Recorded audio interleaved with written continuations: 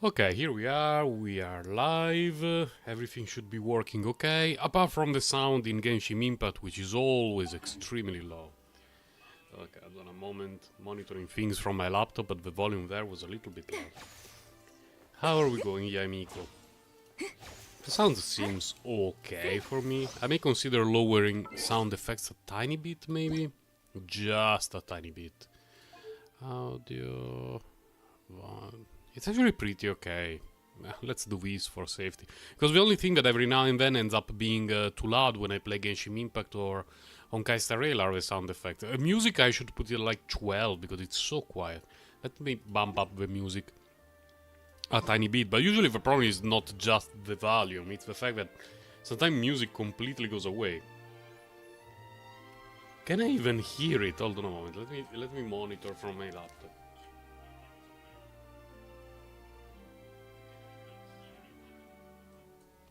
Just barely, just barely. I want to increase the volume of the music a tiny bit. Just an extra bump. Yoink. The music is very beautiful, but between the moments that it's absolutely humongously quiet and and the fact that overall I need to keep the volume of the game a little bit lower than my voice, so people will not be able to enjoy the ASMR Sir Grandalot experience. Every now and then there is no music at all.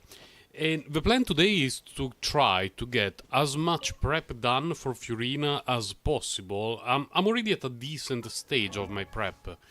And what I mean by that is her artifacts are, well, 3 are very good. This one very good for Furina. This one very, let's say very solid. Not very good, but very solid for Furina. This one pretty okay, not amazing, but okay. This one is okay, although I still don't know whether she will need a Hydro Goblet or an HP Goblet. And then we have some problems here. Problems being that I only have crit rate ads. All of them are absolute garbo. And if I want to give Furina this weapon, which among all the swords that I have, it's probably the best one because I do not have a bloody festering desire.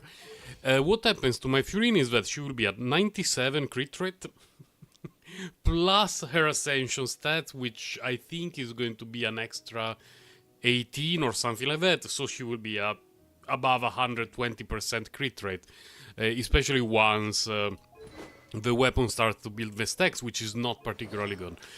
Basically, if I could get a crit damage hat regardless of substats, it would be an upgrade for my Furina build. Unfortunately, I have literally zero. I did not get a single one, not even with the substats.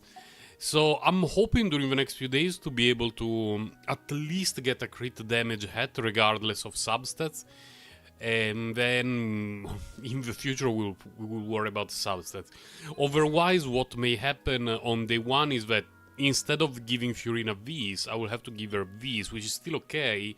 It's reasonable, but this one is better for characters that are on field, whereas Furina will be mostly off field. Another option would be this. You know, hit points is okay, ton of crit rate is okay, everything else completely wasted. Don't really have many other good options for her. Unless we go with the good old, you know, Favonius nonsense and all that sort of stuff. Hello, Calico, welcome. Hold on a moment, how come I could not see the chat on my screen? Let me rearrange the windows on my monitor so that I can actually see what is going on. There you go. Welcome, welcome. Time to do some last prep.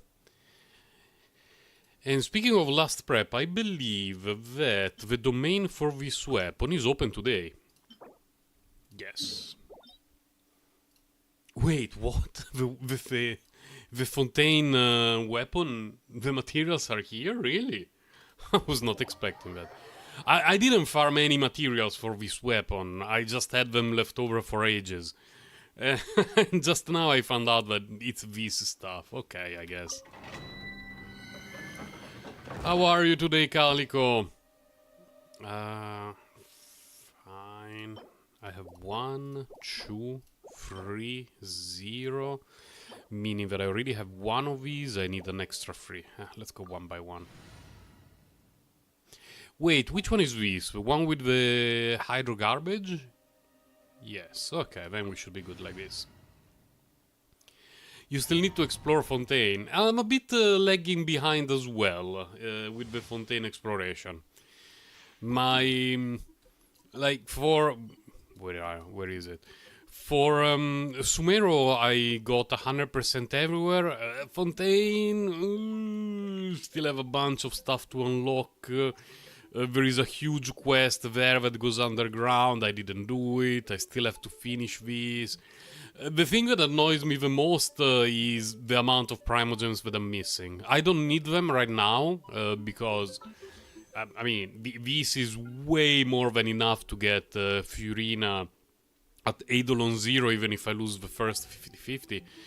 But regardless of that, knowing that there are a bunch of primogems on the map waiting for me is a little bit annoying.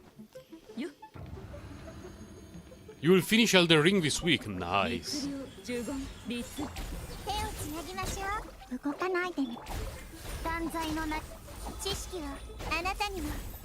I'm way behind you. Yes. I had a very busy period recently. Alright, the cooldown nonsense. Bloody domain. There you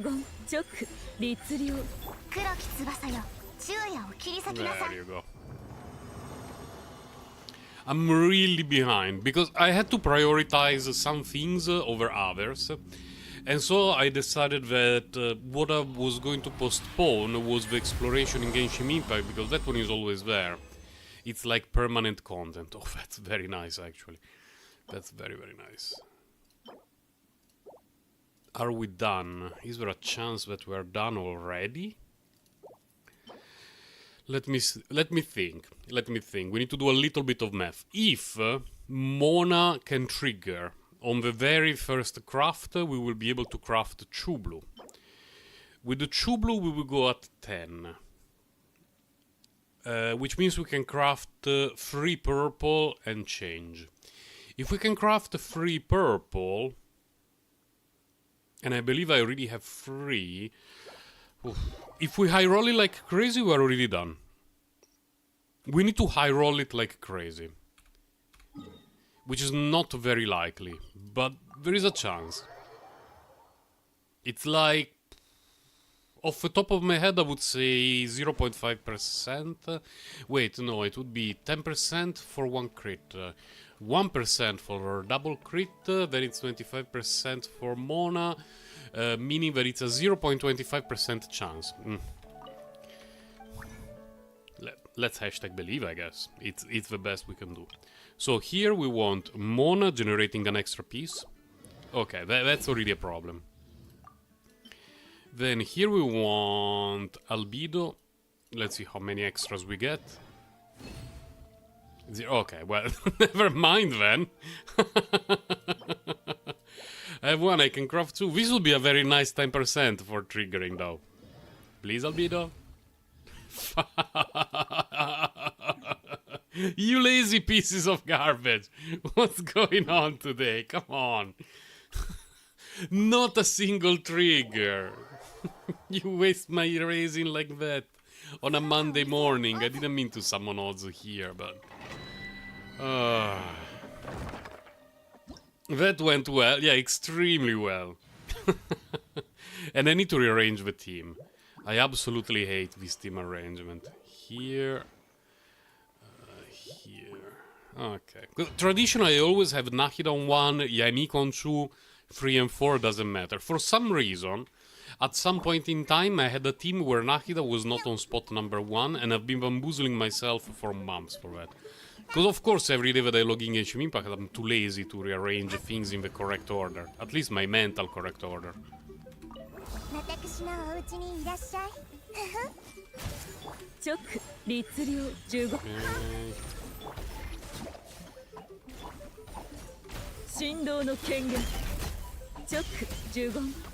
Is there a chance that I don't need to waste more than 20 raising on this? I think there is no chance. I think it will cost me at least 40. Because I need 1 gold. Let's see. Well, okay. All is forgiven. All is absolutely forgiven. We can even go to the teapot to craft it so that I can get the stuff from the teapot.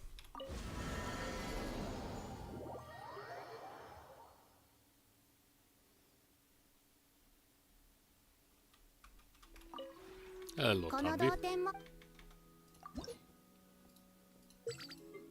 Everyone is maxed apart from... oh, some new characters, Ningguang, who I forgot for a million years that she was not at max. Of course. Okay. When does the other one expire? I need to check. Everything else doesn't matter.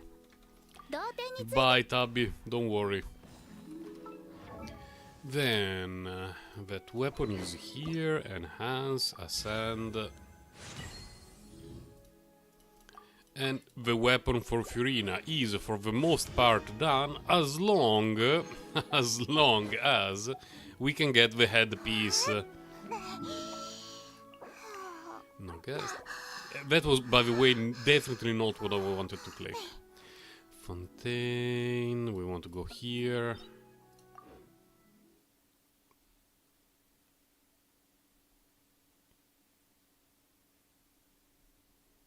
The game is so quiet every now and then. It's still hard to get used to it after all this time. When will the raising expire? 6 days? Okay, I can save it for the next patch. Because the next patch should hit this Wednesday, like 2 days and a bit from now. It will not be up right now, 2 days from now. But in like 2 days and 3 hours, more or less. So I can use this for the new weekly boss, for the new, you know, for whatever Furina will need. Because I would like Wednesday, when the patch lands, I want to do the Archon quest.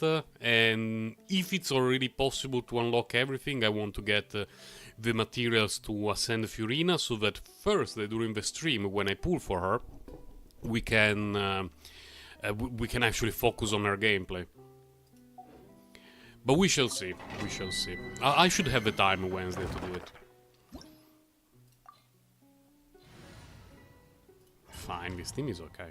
I mean, it's not really okay in the sense that I never managed to get the relics, the artifacts that I want. So maybe I should try a different team. But for some time I used Kazuha and what's her face, Kokomi, and they were not particularly helpful in my Furina equipping adventures.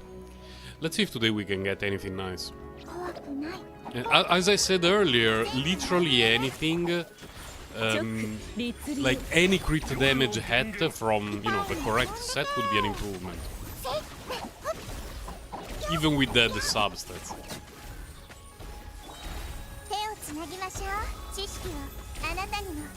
Ow. Ow.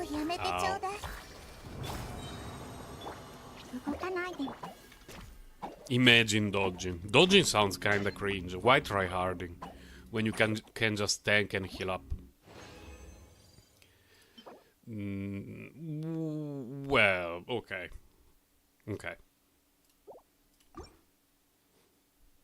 That could be very nice for a few characters. Energy recharge, a little bit questionable, because Fischl doesn't need energy recharge, Albedo doesn't need energy recharge, and like that one looks more like a Fischl piece, but she doesn't really need energy recharge, and it needs to create crit rate, but all in all, not a bad start.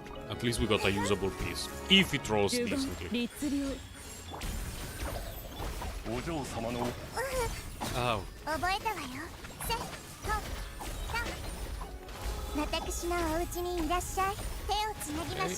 Ow, ow. As I was saying, dodging things like sounds kinda cringe. We don't do that here.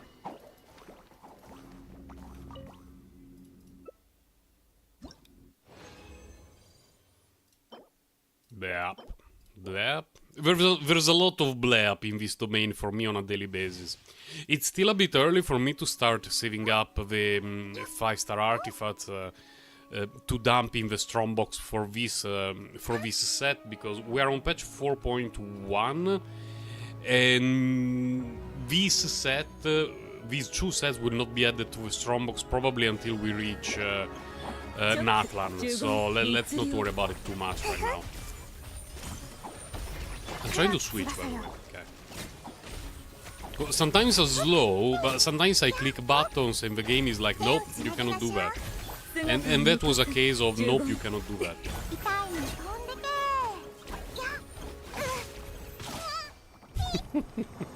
Yeah, will always be one of my favorites. Come on, a crit damage hat. That's not a hat, and it has no crit damage. We're out of here very early today. Oh my god. But what is my condensed fragile raising situation? 19. Let me think about it, because how much raising do we need to level up a character to max?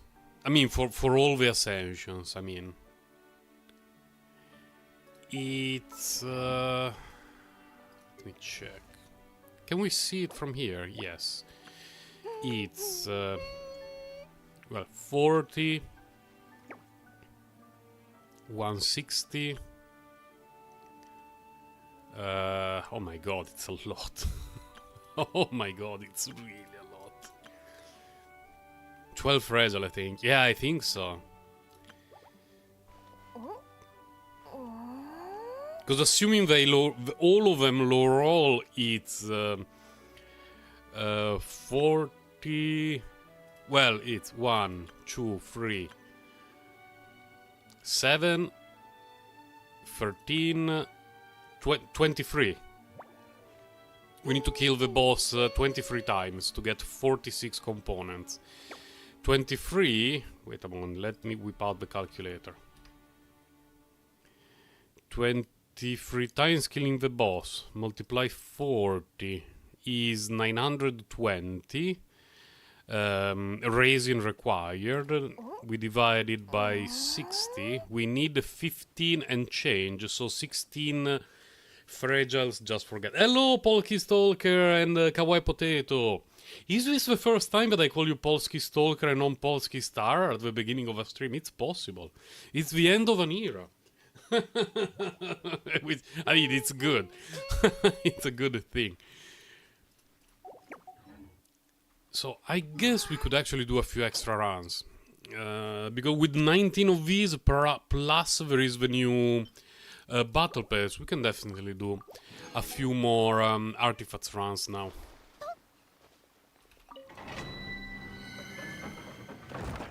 No, I'm not building Ember. I was on Ember's page just because I wanted to remind myself of how much resin I may need Wednesday and Thursday to build Furina. So everything else can be dumped in this cursed place.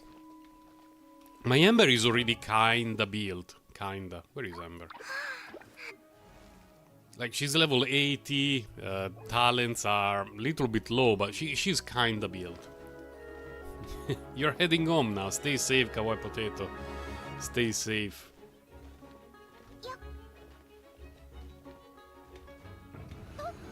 Yeah, Calico, the reason why sometimes it's a bit difficult to calculate is because we occasionally get 3 drops instead of 2. And it's like 16 fragile resins in a worst case scenario where every single run only gives you 2 components, but it doesn't happen. It's never like that. It should be probably around 13, 12, 14, you know, considering more realistic numbers. So considering that I have 20 of those things saved up, plus there is new Battle Pass, I think we're good. Can do some extra runs today, just because I really want a crit damage hat from that set. I didn't get a single one, and I really need it on Furina, or I will overcap crit rate a ton. Now I know what the game is going to do. The game is going to give me a crit damage hat with flat hit points, flat defense, flat attack, and some other garbage like Elemental Mastery. Okay, don't get me wrong, Elemental Mastery is very good, but Furina's teams, at least those that I plan to play extensively, she will require exactly 0 Elemental Mastery, so...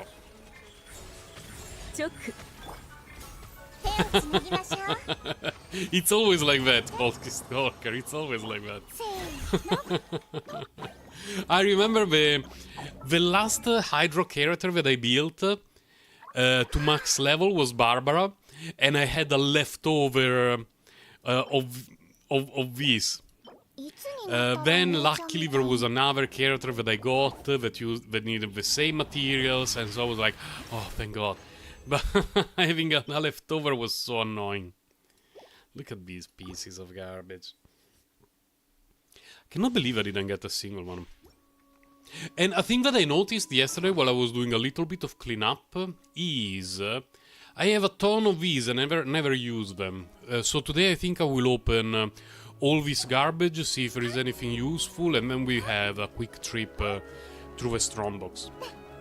I probably will not have a lot of stuff to Strombox, but it should be a decent amount. And everything will go to the Severed Fate once again. I got 1 upgrade for Yelan, which sounds nice, but it's not even that nice because the Strombox for the Emblem of Severed Fate was introduced I want to say 6 months ago. No, not 6.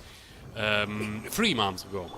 And during these 3 months I had probably 2,000 artifacts that I sent to the Emblem of Severed Fate Strombox, and they resulted in 1 upgrade for my Yelan, which is better than nothing, but at the same time it feels a little bit bad. This one could be very nice if it rolled crit damage.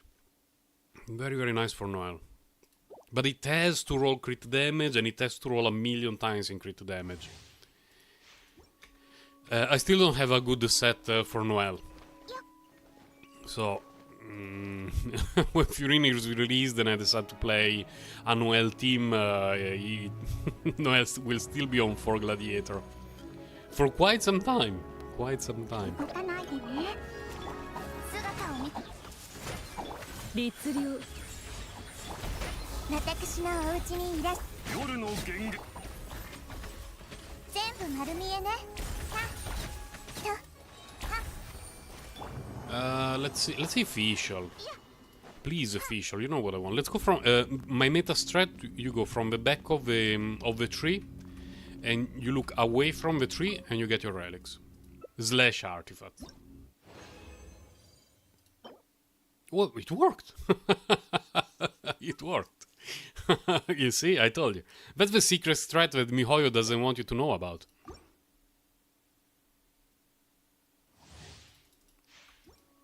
I'm a bit low on fodder, so even though that that artifact looked very nice, I don't think I will be leveling up right now.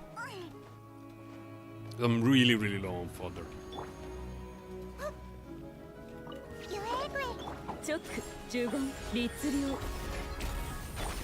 知識はあなたにもふふほやた手をつなぎましょう No. 怖くない That was very close. My neighbors are doing some very weird noises upstairs. I'm glad the microphone cannot pick them up because it's very weird. This is... Oh, I forgot the strat! I forgot the strat, what the hell? We need to remember to do it this time. I would really like to see a crit damage hat with hit point percentage as a substat and 5 rolls in hit point percentage. Like, I'm not even asking for crit rate substat. I don't need them on Furina. It will be one of those few rare occasions during which I will be quite happy with a million rolls in hit point percentage.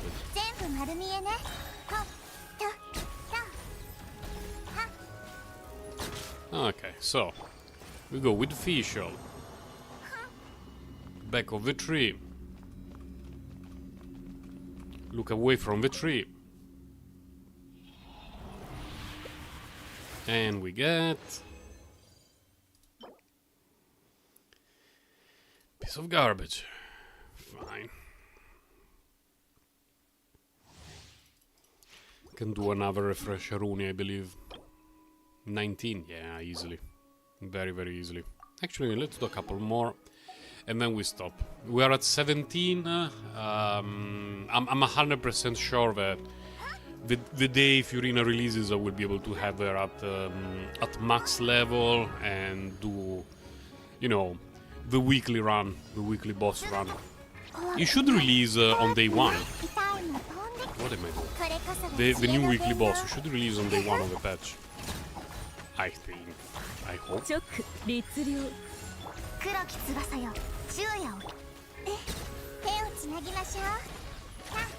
I'm really curious about the Archon quest. I'm really curious. The trailer definitely activated my almonds. I've always been very suspicious of Furina and how she's characterized, because there was always something weird about her. And the trailer looks like there will be a Giga lore / bamboozling nuke upon us with the new patch. I'm really looking forward to it. Oh no, it's the wrong set. It's the wrong main stat. Everything is wrong. Oh, by the way, if you're wondering how come Sir Grindrod doesn't condense resin, I think I have very few crystal flies. Like, not even enough to condense all the resin. So it would bother me quite a bit to go to the crafting station and only have enough crystal flies to craft 1 or 2 condensed resin. So I might as well do this. This domain is fairly quick to clean.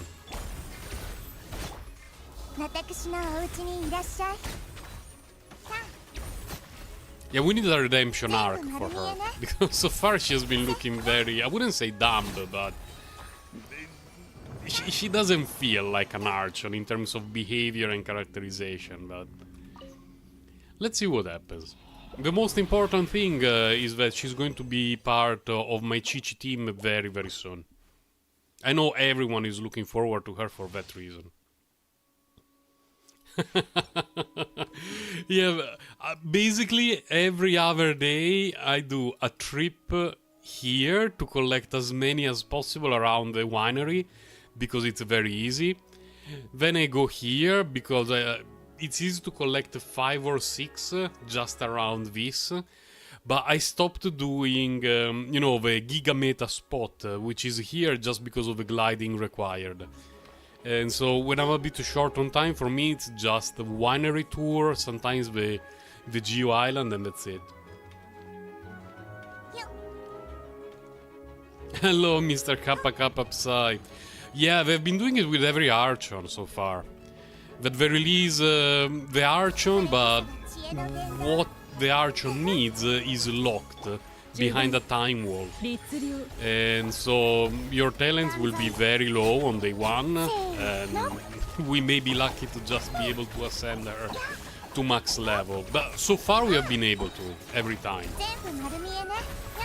To do max ascension on day 1. Just the talents MiHoYo wants us to wait for a reason that I cannot fully understand. There are 2 amazing teleports in Fontaine for the crystal flies.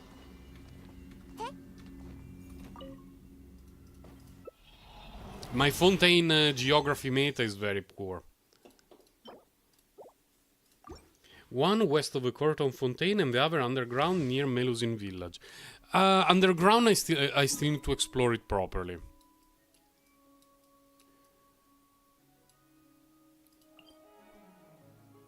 West of court of... So one of these? Is it this one by any chance? Because this is the only one that I see west of the Kurt, unless it's, you know, here or somewhere around there. Very little exploration for me. Like, I marked every Hydroculus that I could find. No, don't leave domain.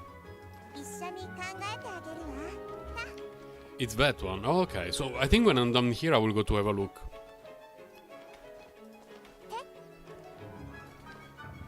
Because on days when I'm really busy, it's always nice to have a quick and easy way to get some extra crystal flies, condensed resin, and be done with it for the day.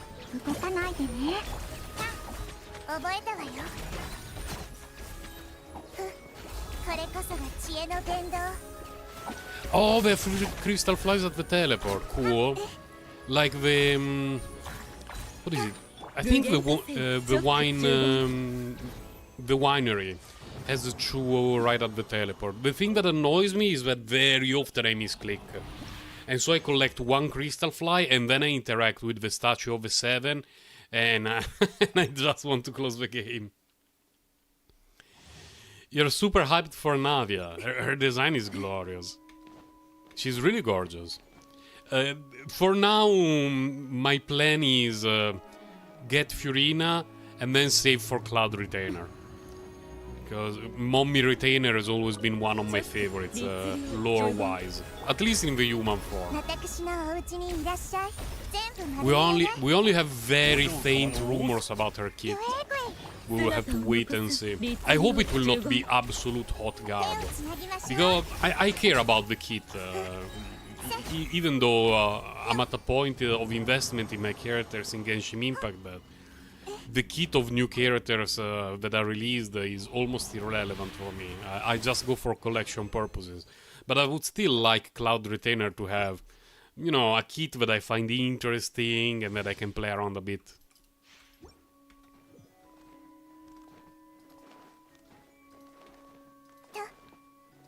Yeah, the rumor was like she's an Anemo healer / buffer.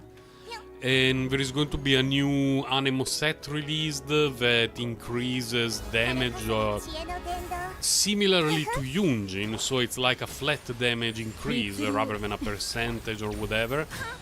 And we'll have to wait and see how good she is. And then she can fly, yeah. What I read just a couple of days ago is slower than the Scaradude, but longer. Because apparently in the patch 4.4 there is going to be a new mountain area, and so she will be Omega Meta, something like that.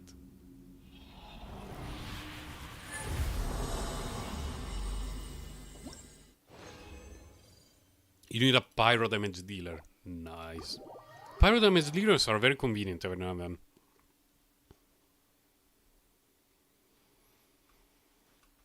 I think it's about time to do a trip to the good old... Oh, wait a moment. I was not expecting that I would get the new set from here. In which case, let's just open it and pray. Okay. This one, nah.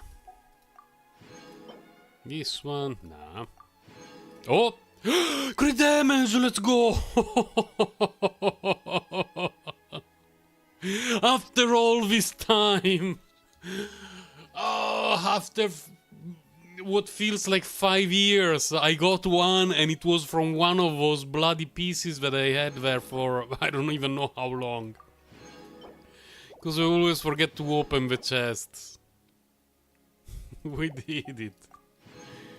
Regardless of substats. Now let's see how it rolls, but regardless of substats, I'm happy. Of course, if I could get a cracked one, I would be even happier, but at least my day one Furina will not have 130 crit rate. 2 more. Okay. Last one, okay. This one can keep it for fodder purposes. Before the patch, I need to double check if I picked up the rewards. This is very important for me to double check. I'm sure that there was an Abyss cycle during which I forgot to pick them up. 100% sure. Okay, we got them this time. Nice. Then we can go to visit the Strombox gods. What do I want on Yelan? Because before asking the Strombox gods for something, it would be nice to have an idea of what we would like to have. She's 100 crit rate, 200 crit damage. This piece is not terrible. This one is reasonable. This one is very good. Not even very good. It's okay. This one is okay. This one is okay. Better hit point sense, please.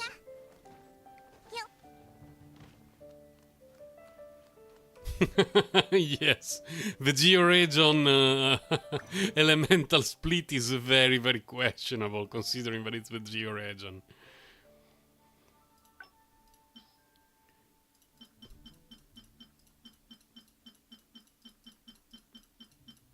Or, you know, an absolutely insane Electro Goblet would also always be welcome. My Raiden could always use some upgrades, even though her build is pretty cracked.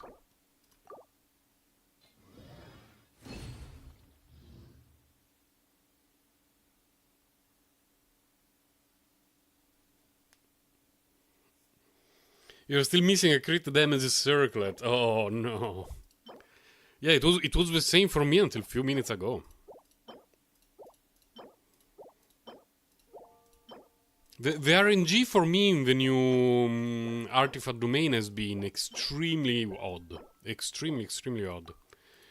The average was questionable, to say the least. Very spiky. Some very bad stuff, some very good stuff. Very few pieces that I would consider just okay. What's this? Energy recharge with double crit, we can lock it. I don't think it's going to be usable, but we can definitely lock it. The reason why I say I don't think it's going to be usable is that I already have a very good energy recharge sand on Raiden. I don't remember the stats exactly, but I remember it's very good. Yeah, I mean, it can be better, but the odds are not likely to get something better than this. So, Yeah, eventually I will level it up, but it's not a high priority. At the moment, high priority is get rid of these with 25 million wasted substats and use this one. I wouldn't mind if it rolled a crit rate, but it's not even that important. Do I have some fodder? Some low level fodder. I remember leveling up something from the emblem set and it rolled like S. Was it this one?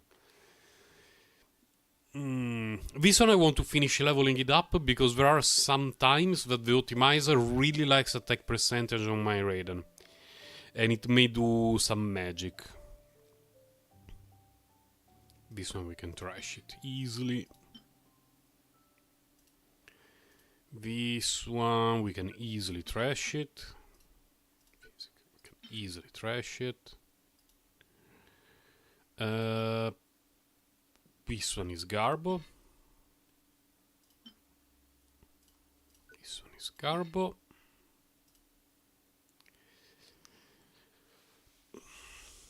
I don't know if I would prefer crit rate or hit point percentage. But let's see anyway.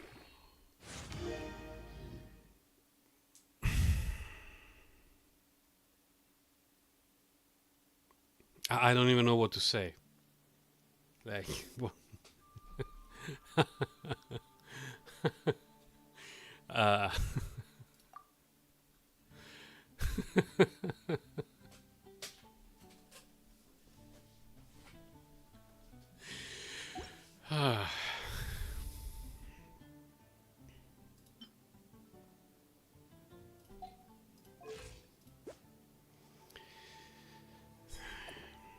How much crit rate does Furina get from Ascension?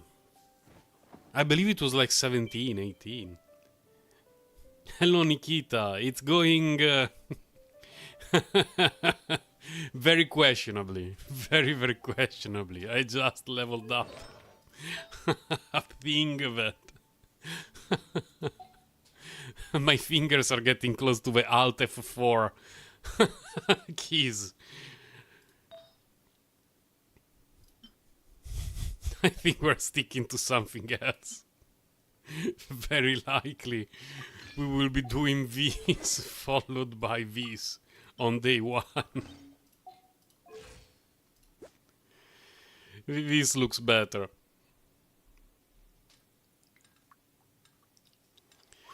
So she gets almost to 20. Okay. So yeah, this looks pretty solid. You had 19, is like 91 crit rate, 186, pretty good. If we do this and we go back to the Omega Cursed piece, which is here, we need to add 19. It's still pretty good. I don't know. But I guess when she's released, I will have to do a little bit of testing. My gut instinct is this is going to be better than Mist Splitter for Furina. Not sure at low refinement, but eventually at high refinement it's going to be better, and it's going to look better. Like this is Furina's color scheme. It's just, if we got a single usable roll on this piece, I would be feeling quite a bit happier, but we got absolutely ass blasted by the RNG gods. There is not much we can do about it. Why do we have a question? An exclamation mark here. 3 primals? Let's go. You will use a pipe. I did not even get it. I did not even get it.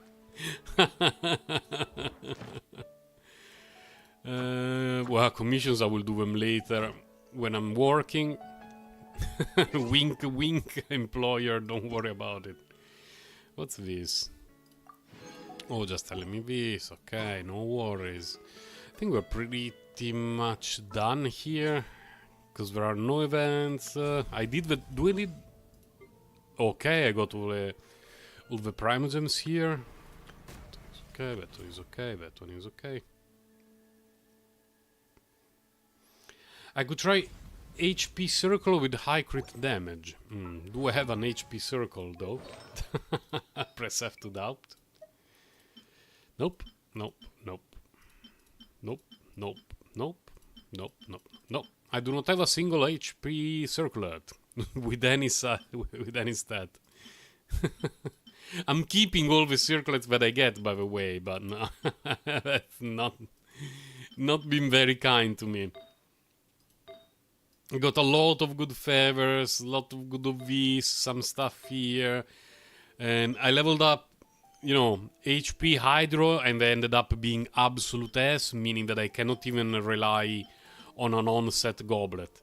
Because everything would be fixed if I could get an on-set goblet of any kind. But no. Absolutely nope. It's okay because I will be farming this artifact domain basically for the whole duration of Fontaine. And eventually we're going to get some good stuff. And after I build Furina and, you know, I will see how much fragile resin left I will have. It will probably all go here. I also already farmed the components for her, what are they called? The Justice books. Where are they? Probably here.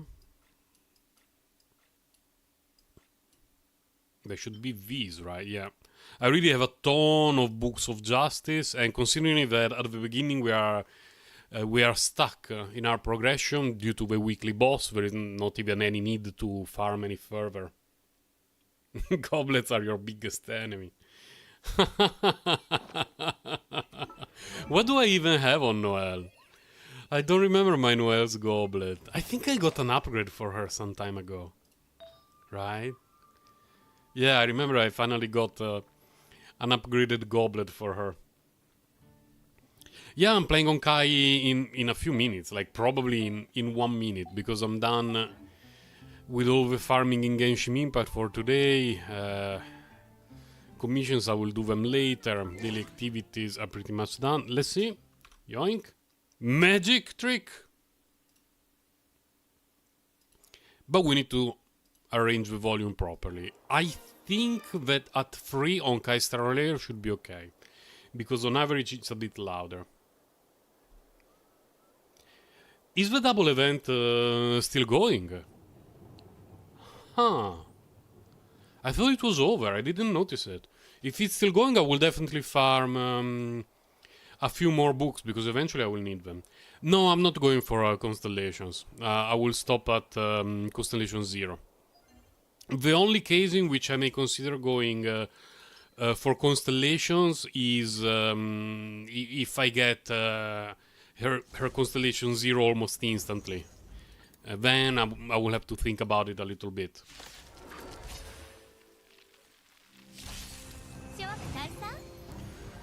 The double books end today, nice.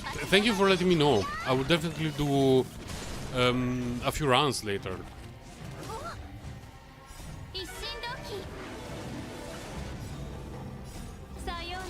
Yo, welcome home, Kawaii Potato.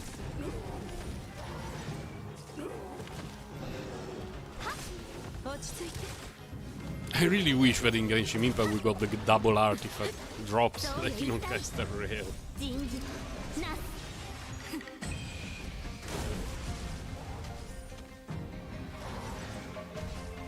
Yeah, basically everything ends today in Genshin Impact. The Battle Pass ended yesterday for me.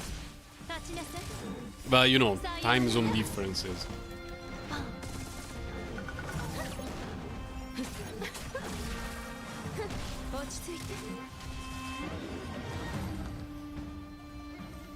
It's a shame for me that my day one Furina build will be an Omega Cope, because when Nahida was released, by the time her banner landed, I had a very good build already.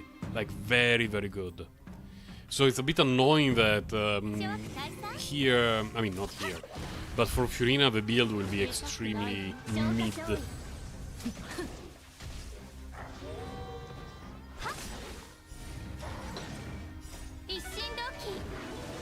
When Cloud Retainer becomes playable, you're wailing.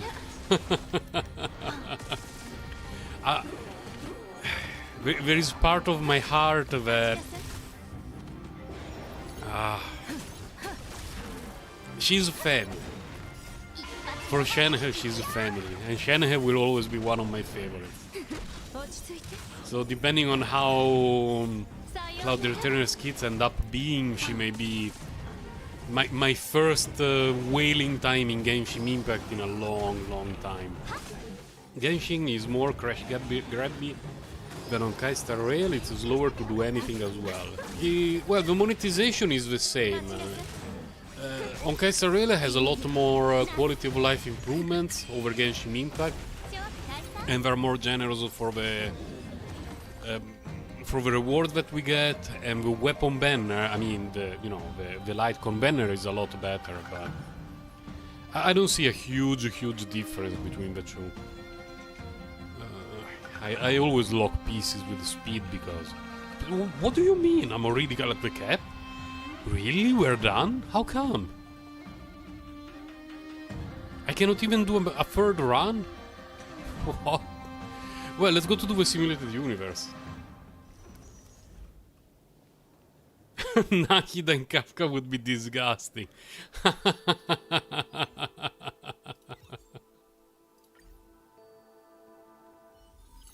Tsundere Bird Mom. If her in-game model has glasses, I'm doomed. It's over for me. Because I don't know if you guys remember, but there were some leaks where playable Cloud Returner basically looked like Bayonetta, just a little bit more, less fan-servicey, more in line with the Genshin Impact character design. But she looked a lot like Bayonetta, including glasses. If it's like that, it's over from my wallet con. Like, I'm absolutely doomed. I'm going to play Shen Cloud Returner forever, with the other two characters being completely random.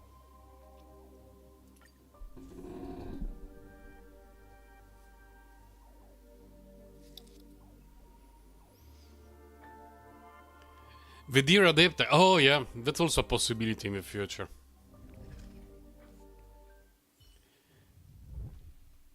Setting the number on the... Yeah, there are so many quality of life improvements in Star Rail compared to Genshin. Sometimes they don't feel like games that were designed by the same company. They really don't. Oh, okay. That's a good start.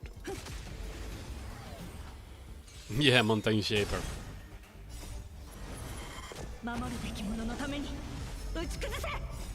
And Reverse 1999 introduced an extra thing, which is after you clear a domain for the, let's call it domain. I will refer to anything as domain. After you clear a domain for the first time, you can repeat it automatically on autoplay.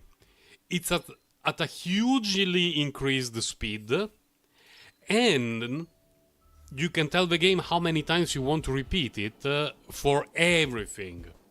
Because in Honkai Star Rail you can only do it for the calyxes, you cannot do it for the relics.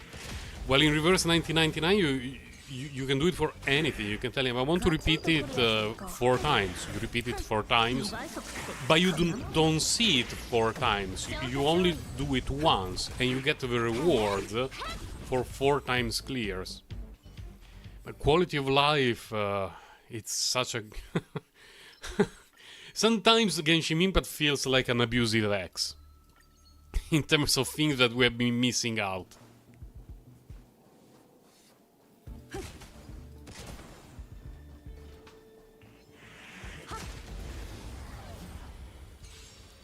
Playable Madame Pingan, ironically, yes.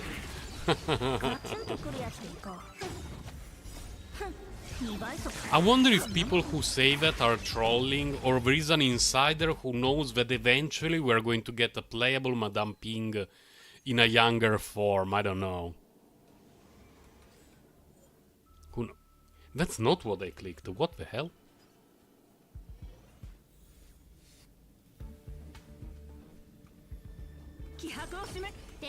Yeah, they're making a ton of money and they're being extremely stingy with the rewards. I mean, they learned from Blizzard that they make an insane amount of money from World of Warcraft, and now they're even doing essentially a $90 early access for the new patch expansion of World of Warcraft. I hope he will be Cryo Claymore. I really hope he will be Cryo Claymore. Because if Varka is Cryo Claymore, we can do Varka, Shenhe, Cloud Retainer, and Kazuha. It would make me so happy. But the most important thing is Varka, if he looks like child, you know, tall, skinny dude, my disappointment will be absolutely maddening. 紳士継襲よ You just need him to have a beard. 電力部派 Yeah, she chooses to look old, a bit like Cloud Returner decided, you know, the bird form essentially. 守るべきもののために Oh, Cloud Retainer, please. I don't remember if she's rumored in 4.4 or 4.5. 人事 But regardless of that, I'm glad there's a 2/3 patches of savings, so that if when she comes around I want to summon Wallet Kun, at least I will have a good starting base. 我に力を For me, Varka being Anemo would be acceptable. You know, lore-wise, he can be Anemo or Cryo. Only one of those two options would make sense. I just hope he will be Cryo for Shenhe Synergy. Just for that. He might be Dendro because Mondstadt has no Dendro. Lore-wise, it would be a disaster. Like, you cannot explain Varka being Dendro. This one lightning, no. This one hit point, fine, we can keep it. 4.4 is the current rumor, so it's 2 patches after Furina. Oh.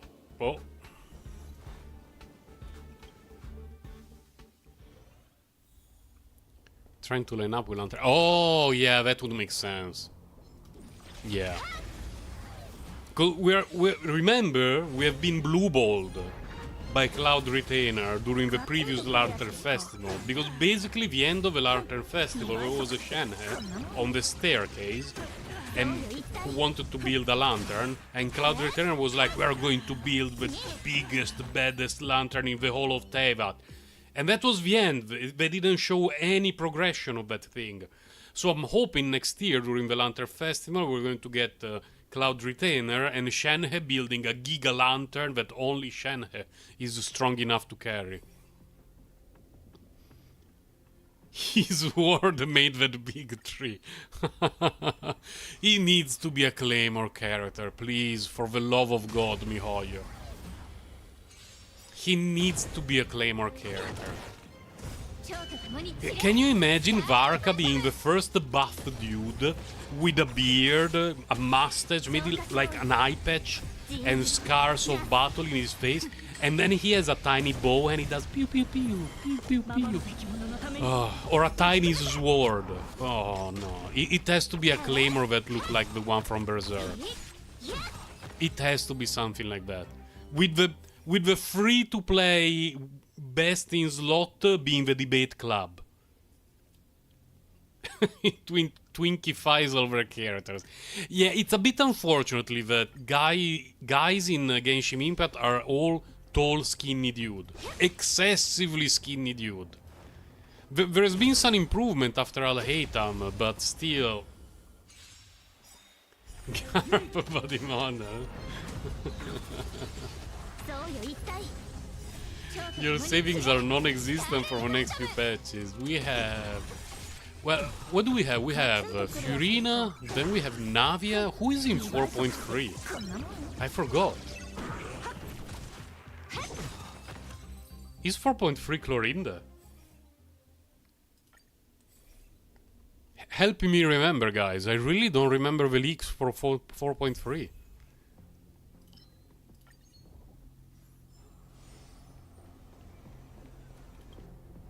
Oh, Navia is 4.3. So is the coming patch Furina and then reruns? Monsieur Villette decided to come late. Understandable.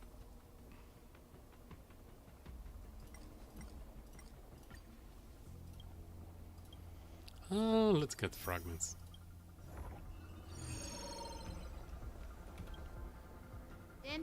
Varka needs to have a buff body, at least a buffer body. I'm not expecting Varka to have the build of the Armor Smith in the game, because all the Armor Smith in Genshin Impact look pretty beefy. And if Varka's body size was like that, but, you know, more detailed because it's a playable character, I would be incredibly happy. But it's not going to happen. I just hope it will not be child with wide, large dresses that make him look like if he's beefier. Looking forward to Argenti.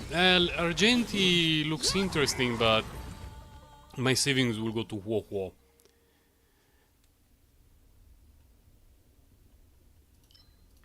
Huo is a priority number 1 for me. Playable Eramet. Man, the model characters of Eramet are so good. Furina reruns, Navia reruns, Cloud Retainer, Lion Boy and reruns. Oh, okay. Thank you for reminding me. I completely forgot. Wait, what? We lock it. We don't lock it. Navia for me at the moment is a skip. I don't find her kit that interesting. I was expecting more from a Geo character that does crystallize shenanigans, but let's see when she's in the beta properly what happens to her kit. Enhance. I don't know. Let's do this.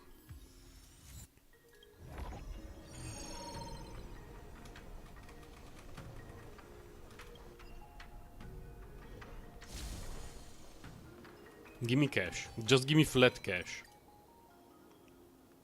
I don't want to waste money. Imagine if Dia summoned Pyro Aramids. Oh my god. You're a Geo main, you have an obligation. Understandable. Very understandable. She doesn't exactly power creeps him. She does some things that are a bit different. Like, she's better than Luocha for many things, but Luocha basically doesn't use skill points ever. So, depending on what team you're building, one aura can be better than the other.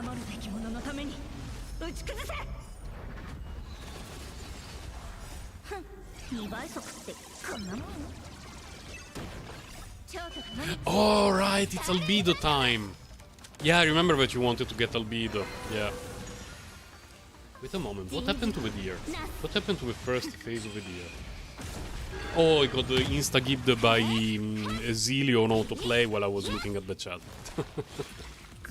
I need to check the artifacts for albedo from the new set. I should have a decent build for him now. Not good, but decent. Just a bummer that I cannot equip Furina well. I cannot believe that when Nahida was released, my Nahida on day 1 was top 1% of the on the Enka network, and then I didn't manage to get any upgrade for her for months because her build was already amazing. And of course I lost positions in the ranking, but whatever, I don't care about that, it's just RNG. But this to say that for her my build was amazing after 2 months of Sumero farming, whereas for Furina it's absolute ass. This one we can keep it.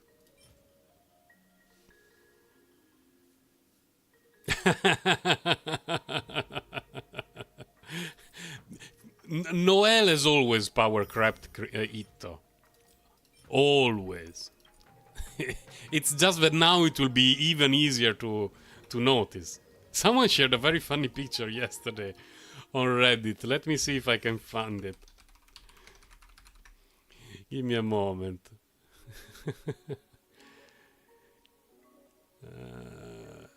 Now, of course, as I'm trying to open... Oh, there. I found it. Bloody Reddit, you're such a piece of ass.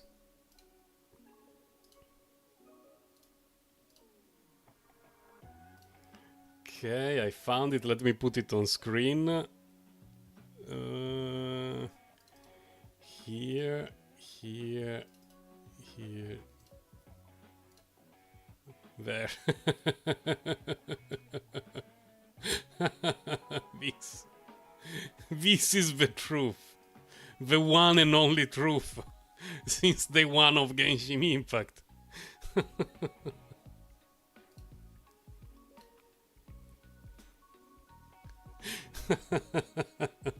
When I saw it, it made me laugh so much.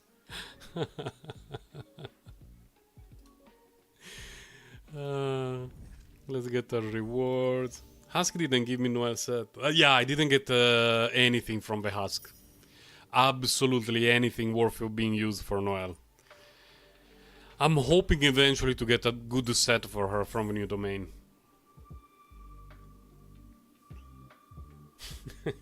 GeoCube.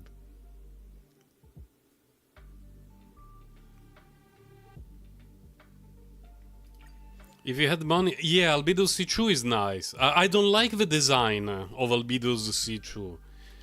Because it's the ultimate create a problem and solve a solution. Like, oh, Albedo has a split scaling. Go for his Constellation 2, so split scaling is no longer there. Fuck off, miHoYo. Like, honestly. Make it something different. Like, you know, better scaling or improve ease, improve multiplier, you know, stuff like that. Not a slightly butchered kit at Constellation 0 that becomes complete at 2. Because Noel does not have split scaling. Noel scales with attack percentage. But if you build a defense, it scales better than attack due to the conversion. So that's not split scaling, that's how you do it well. If Constellation 2 was something like... Okay, let me rephrase. If everything in Albedo's kit scaled with defense, both elemental skill and the burst, and the Constellation 2 was like, convert a part of the attack into defense percentage, I would be okay with that. Because that's just an improvement. But selling the solution to a problem that they created themselves is something that definitely bothers me. So I'm absolutely happy with my Constellation 0 Albedo, although I don't play him super often. Because after so many years it's easy to find characters that can replace him. Although he's very valuable. I really wish he was a standard banner character. Because he's one of the most versatile 5 stars in the game. And especially if you're a new player, free to play, you don't have a lot of characters, almost any team is going to be better by putting Albedo there. If it's an elemental reaction team, he's going to give elemental mastery to everyone. If it's a Geo team, he's god tier. You need particle generation, you have particle generation. He doesn't need anything in terms of energy regeneration, and he gives particle to everyone. He's such a good character.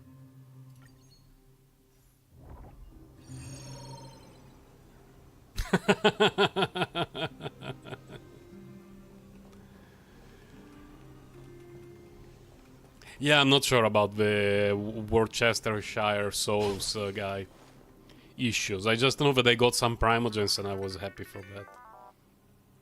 An army of maids. There are a lot of maids in ZZZ. But in the trailer I didn't see Hinabi. It bothers me a lot. I didn't see a single frame of Hinabi. Unless I missed it, but I watched it very carefully because I wanted to see Hinabi. He was your first limited 5 star. I started playing basically 10 days after his banner ended. I felt bad. I would have definitely pulled for him. 100%. His best 4 star is gone forever. Yeah, that's Omega annoying. Absolutely Omega annoying. Like, for me it's Omega annoying because I will never have Festering Desire, which is Furina's arguably best in slot weapon. I started playing right after that event ended. So we'll never have a Festering Desire. Unless once we make it to, I don't know, Shnetznaya. Finally miHoYo will introduce something like what we have in Honkai Star Rail, that you can replay old events. maybe one day. You know, when you do a simulated universe running, you get the, you know, tokens become damage courier. It's always a good time. This is garbage.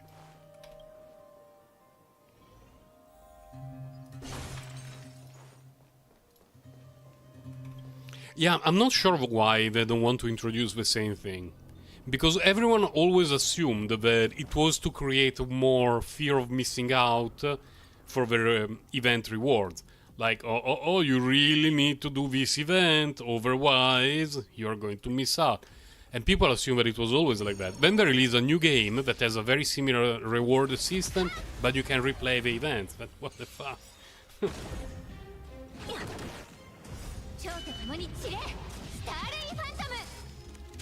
Yeah, that's true. It would be harder getting him. That's definitely true.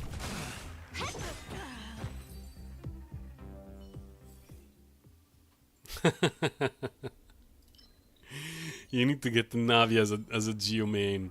I will definitely keep an eye on the development of her kit.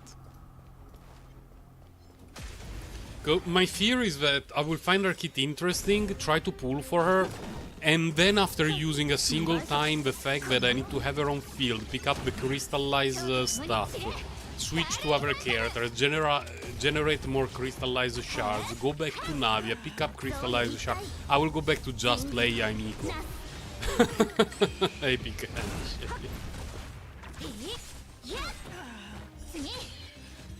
Yaimiko is the ultimate comfort character for me in this game. Game mechanics? Nope. No. I don't know what they are targeting? Nope. I love her so much. She's my spirit animal.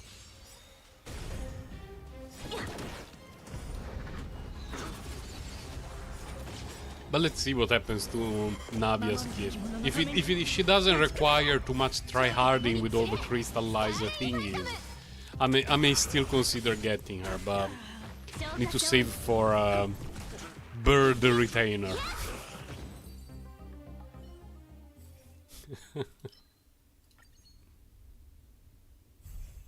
Novelette Hyper. Yeah, I guess Novelette is also very ignore game mechanics character. Yeah, he came at a very wrong time for me, and I'm not particularly excited by his design. Gameplay, yes, it's very cool, but his design, for me, it's a bit like whatever. And I wanted to make sure that I had resources for Furina, so I had to skip him. The lazy character allows me to be lazy. Yeah, I love her so much. Yes, keep giving me things. Failure rate is 100%, not for me. Oh fuck, we failed. Currently reinstalling engine, nice. I think it will be worth it to reinstall Genshin just to see the Archon quest of the next patch. I have very high expectations of everyone being bamboozled by Furina.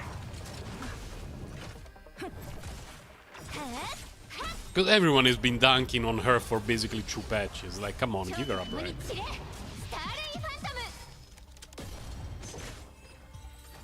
You're still in Sumeru. Oh no, run! Run! You have a lot to do.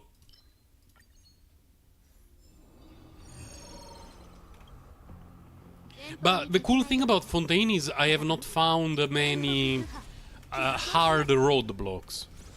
Like in Sumeru, if you didn't do all the quests that the game required you to do, there was like 80% of the map that you could not explore. 80 is probably not exact, but a good 30% of the map was locked for you.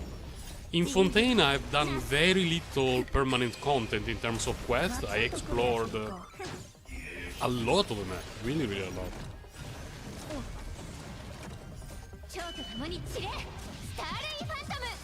Paimon breaks all immersion in Sumeru. Yeah, a little bit.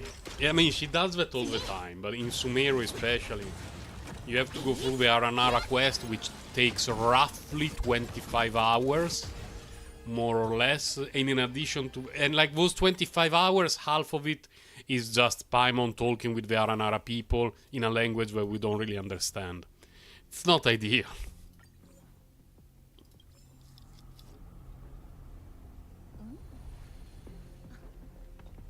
Boss in the Desert, I quite enjoyed them. For me, they were a lot better. Oh my god. Like, the length was not terribly obnoxious, and there was not a ton of backtracking to be done. The only backtracking was at the very, very, very end, and it was justified. All in all, I enjoyed it. Veranara, no. No. That's a no. That's a big fat no.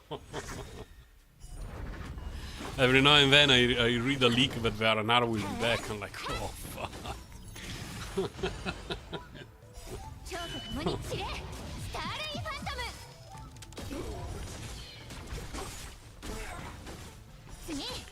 Mostly for albedo fans. That's a good motivation. I will have to do the remaining Fontaine exploration before the Cloud Retainer patch to make sure I have as many funds as possible, so that if I decide that I want to whale for Cloud Retainer, at least I will have a good starting saving collection.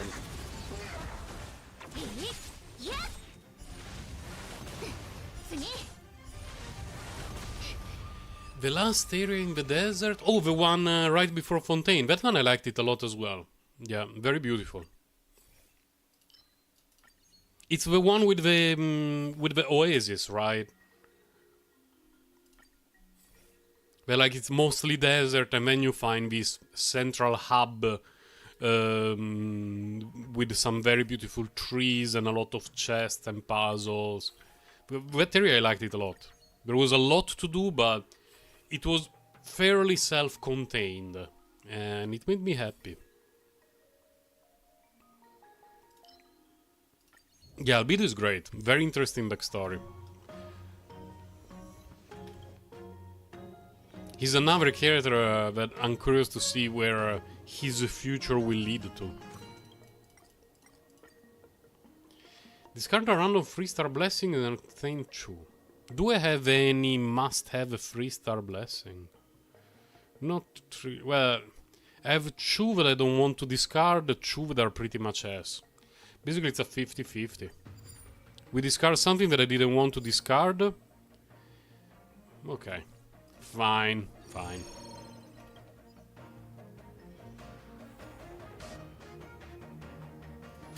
The southernmost is Zoom Island with the fog. Oh, you mean Doggy Island, the Plague Dog Island. That one is cool, the quest didn't take very long. I like the lore of that quest. The puzzles, I kinda disliked them. Most of them were fairly annoying, but the quest was nice. The one with the spirit tree. Hold on a moment, let me check.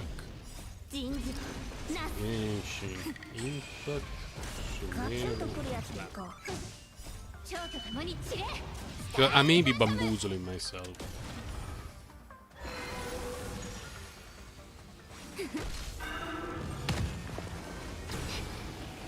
Thank God for the autoplay.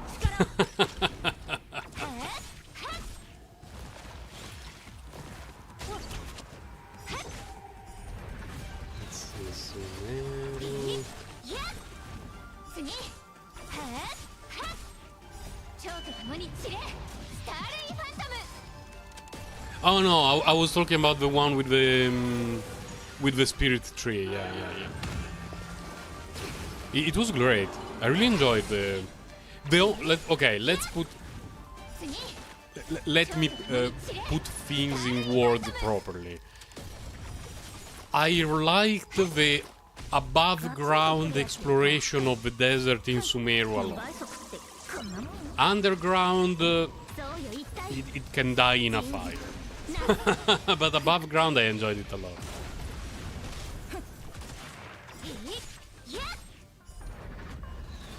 Just because it reminds me of Stygia from Dark Age of Camelot.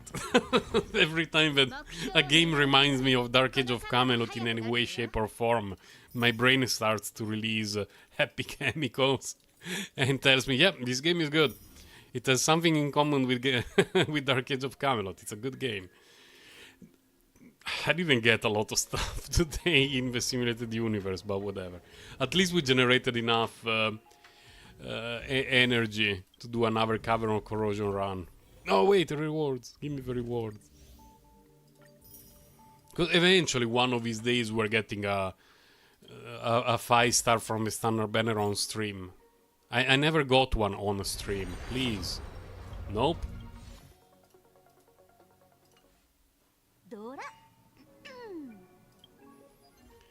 Fine.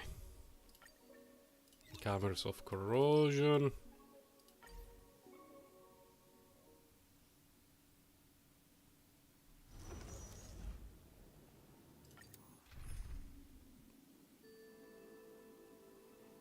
He does not have Sarah at all? That's very sad. Why does he have Constellation 1 Raiden though? Constellation 1 is so bad. It's either Constellation 2 or stay at 0. Salute for his dad, yeah. Did he keep going just to see if he could get some Sarah and he happened to get a Constellation 1 Raiden before Sarah? It happens every now and then. I know it very well with Kirara.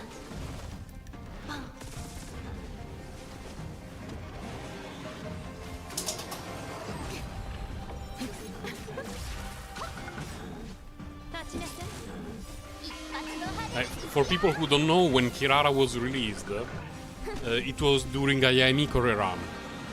And I had a lot of savings, and I had a Constellation 2 Yaemiko. And I thought, well, I wouldn't mind some extra Constellation for Yaemiko, but I really want a Kirara. Let's get her. And I went to Constellation 6 Yaemiko using all my savings without seeing a single Kirara. 0 Kiraras for me. It felt very bad. Hidden blessings for account. Yes, it's true. Oh, the letter happened. I see. I see. Yeah, it's common. Very common.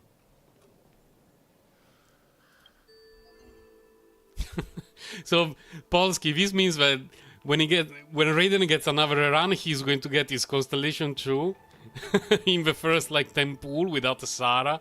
And then he will be like, fuck! He will be very upset about that.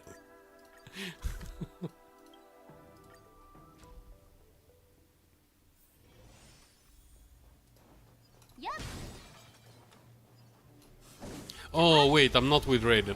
Raiden. I'm not with the Zeely. With the Zeely here I would just skip all the small pointless enemies and go straight for the Wababo to complete the quest. Sounds about right, yes.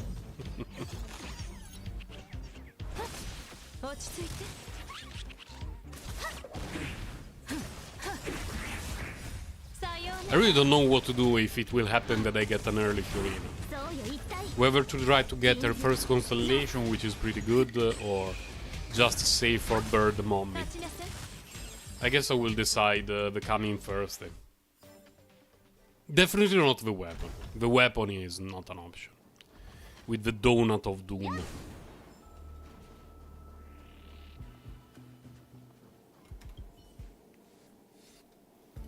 What's your issue, Wababo, today? I wonder if there will be some special interaction coming here with Huo Huo when she's released. I think it will be fun.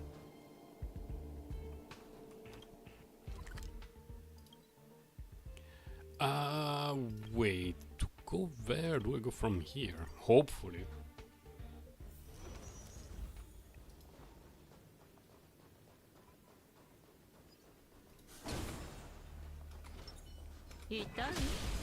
Let's save the Wababo.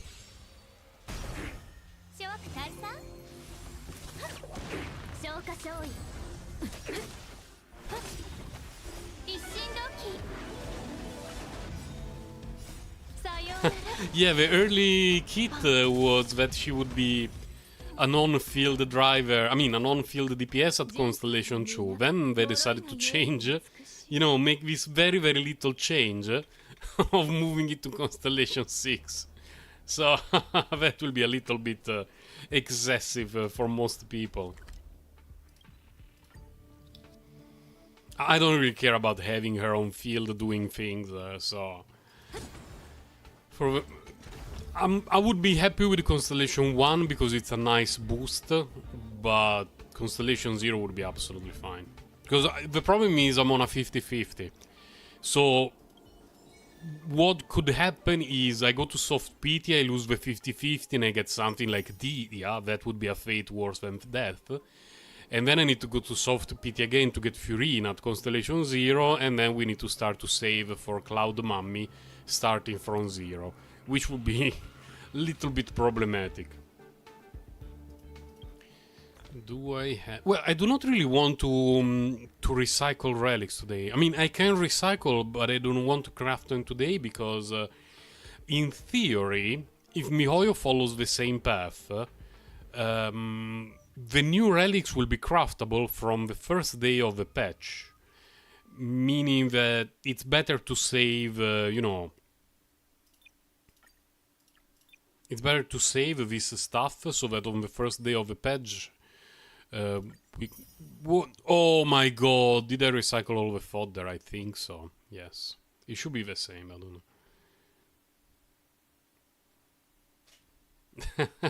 Yeah, sometimes people get incredibly lucky. Like you do a 10 pool, there are 3 constellations, and you're like, oh, what the fuck? And you keep going. It can happen. I wanted to double check something for her, because I think that I got some speed boots. Man, her speed boots are good though. Her speed boots are really good. So, nope. How about here? Here we got a ton of defense and hit point percentage. Well, for Mominavia, you have quite a bit of time to go.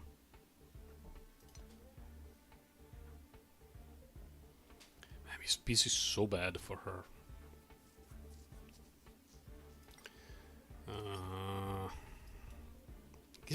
Is it possible that I do not have anything decent from this set for her? How? Like, could you generate hit point percentage? It's not something that I ask very often, but... Could you generate hit point percentage? Nah. We're all on a 50-50.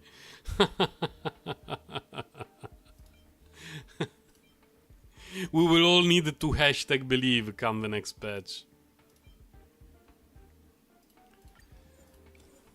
Defense percentage? No. This one definitely unusable. Can use it as fodder.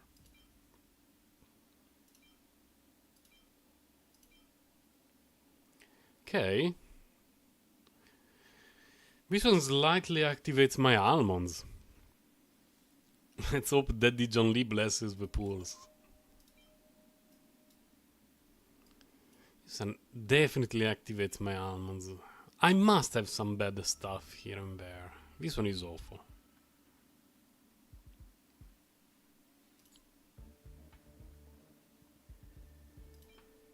Yeah, that's a very big hashtag believe, Kawaii Potato. I like your optimism. I like it, for sure.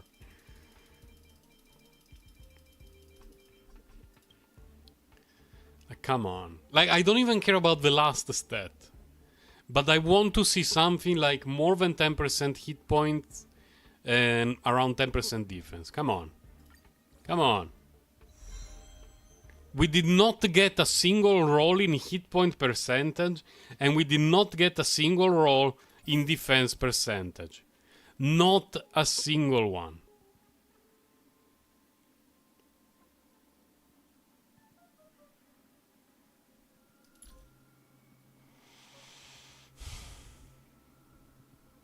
It is what it is. And of course it generated the stat that I hate the most in the game. Bloody hell. There is hope. There is hope.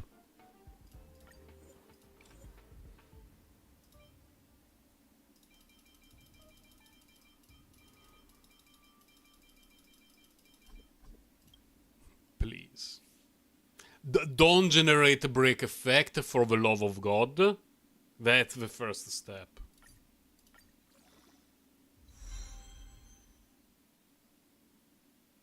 Oh! Everything is forgiven?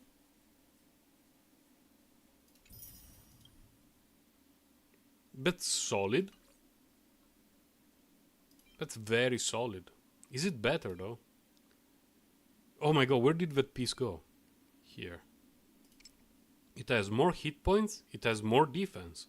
It's actually better. It's not an insane difference, but it's better.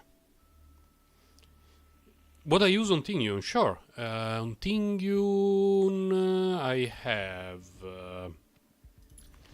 her signature lightcon, so to speak. I'm doing air quotes right now. And she's on 4 pieces messenger of whatever it's called, with mostly a bunch of speed and attack in every piece. And I'm using the Vornak because I noticed that with the extra 5% energy regeneration, she can use an extra ultimate in the first cycle over the course of the fight. And this will be replaced by the new set though, because the action forward doesn't matter for her, the advance forward. I just care about the extra 5% energy regeneration, and the new set is also going to improve Kafka's damage. Necromancy is also a good answer. It's a very good answer, actually. But let's do this switcheroonie. Now, the problem with that switcheroonie is we now need another piece from this set if we want the bonus.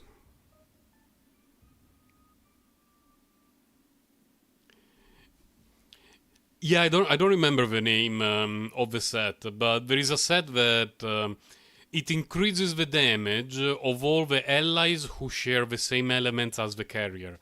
And Tingyun is lightning, so she's going to buff Kafka's lightning damage by, I believe, 10%. She's going to be very nice. Let me see. Guard of Wolverine Snow. Just need one with a bunch of hit points, defense, you know, that sort of good stuff. No. Do I even need speed here? No, that's very good. Not needing speed is always great.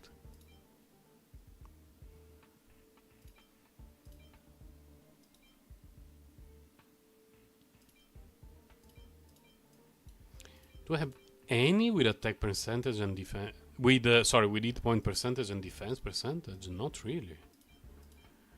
I need to create one from scratch. We need to play God, guys. This one, not great. No. Let's start with this. Defense percentage... yeah. But it has attack percentage, speed and crit rate, so I cannot trash it. We need to keep it. Hit point percentage, please. Hit point percentage. Flat defense. Fuck.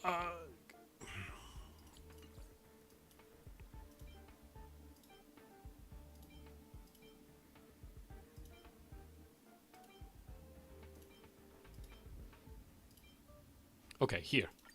Hit point. Come on, this is a piece that really wants to generate hit point percentage. It really wants hit point percentage. No, not the curse of the break effect. No.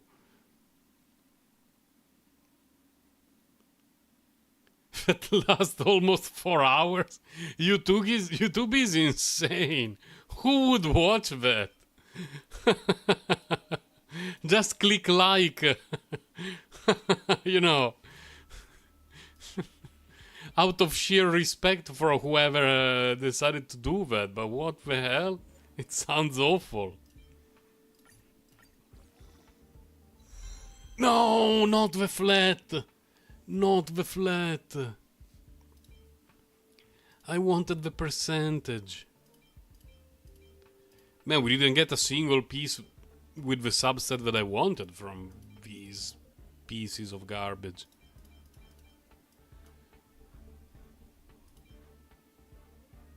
And I don't really care about the 4-piece set for her. Like, what the hell? She deals no damage. Do I have comparable speed boots? Because these speed boots are very good for her.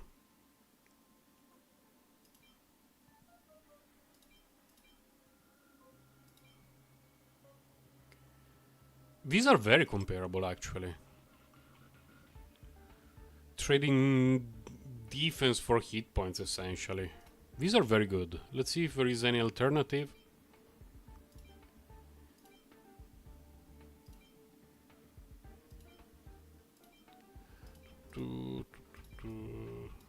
Nope. Wait, what? Flat hit points. Although eventually I will try slow Fushuan. We'll definitely try it. I have a couple of speed boots that I could level up. Okay, good night, Polky Stalker. Have some great sleep. Nope. Well, you know, I only care about speed main stat, so let's filter out things a bit. Okay, come on, hit point percentage. Hit me with hit point percentage. Ooh, flat! No! No worries, Nikita. Thank you for stopping by. Oh! Hit point percentage? Come on! Once! Just...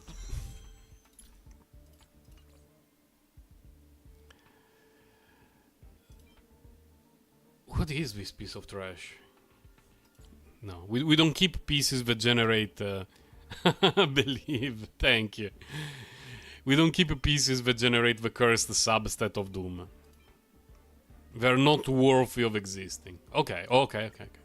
This is the one, I can feel it. I can feel it. I know it is. Oh my god, it rolled hit point per... Oh, but it...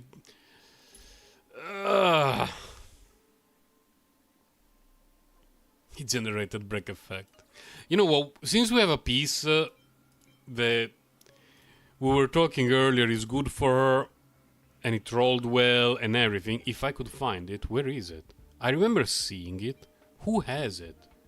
This one. We do this. That's a very solid Fushuan. 8.4k hit points, 1.8k defense. Very, very solid. I'm starting to think, was the previous one better though? Because I didn't check the stats. Hold on a moment. We are at 8406 1804. Let me go back to the previous relics. Because if it turns out that the previous relics were better, I will feel not particularly great, but you know, it is what it is. I remember the one with a lot of crit here, yes. And I changed the boots. She had these previously, yes. So we lose 214 hit points. We gain 84 defense. It's about the same, honestly. Not a big difference. Either way.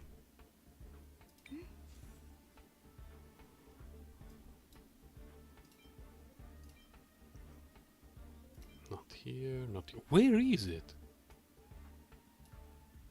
How come I keep losing them? Oh, there you go. Like, the problem that I have with this piece is it has so many wasted substats that can be useful for other characters, and it triggers me a lot. Because she deals no damage by default. So, seeing so many substats wasted in the sort of stuff really bothers me.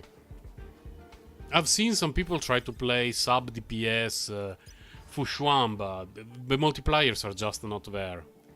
It's a huge waste of resources. Have I done everything for the day? Let me see. Because I want to save a few immersifiers for the next week. I believe it's next week we're getting the patch here, right? 8 days, 9... Yeah, so I think next Monday there should be the patch, meaning that next Thursday during the stream there should be the new content, meaning new Cavern of Corrosion and new Simulated Universe. So I don't want to use all the immersifiers this week. I'll probably generate a few during the weekend, saving the energy, and then next week we will be farming that stuff. I don't have anything to pre-farm for Kuo, we're good. These, eventually I need to remember to do them. Did I do the trials here? I did the trials, okay. At least those that give some rewards I care about. This stuff, whatever. Very whatever. I need to remember to do her quest. It's permanent content, so it's not that important, but still need to remember to do it. Especially if I will need the jades for Kuo. Okay, so we can move to do some grind in the last epoch. But for that I need to open Steam. I don't have Steam open yet.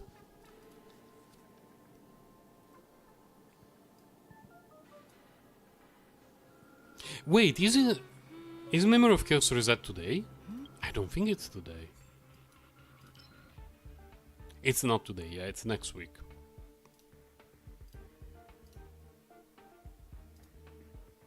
It's easy for me to confuse things. Let me see, last epoch, it's there, okay. Wait, where is last epoch? I've been making a bit of progress with my character in last epoch, but I'm not getting any good drops.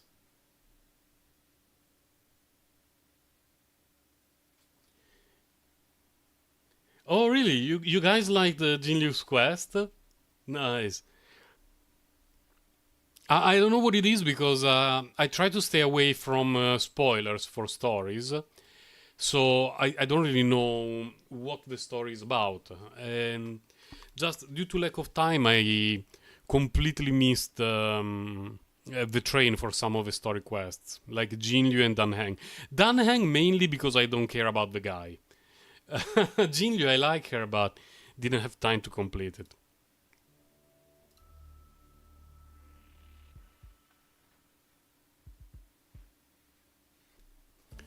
You should live stream that. The quest? I try live streaming the quest, but sometimes the pacing is very slow. I don't remember when it was. It was during Genshin Impact for sure, but I don't remember which quest it was. That I almost felt like falling asleep during the stream. I believe it was in Inazuma or early Sumero. I was honestly falling asleep during the stream due to the pacing. Sound. Yoink.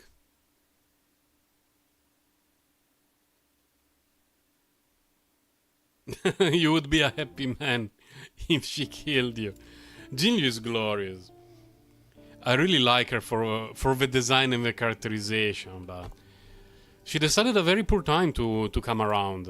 Like, getting her first banner when Sealy got her run was not very good for Jinliu. Feels a bit loud. Hold on a moment.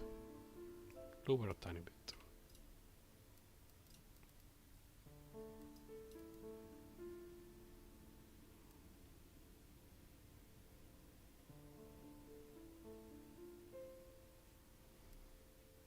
How long would you say that it took you to complete Jin Liu's quest? Let's see, the starting point is there. I think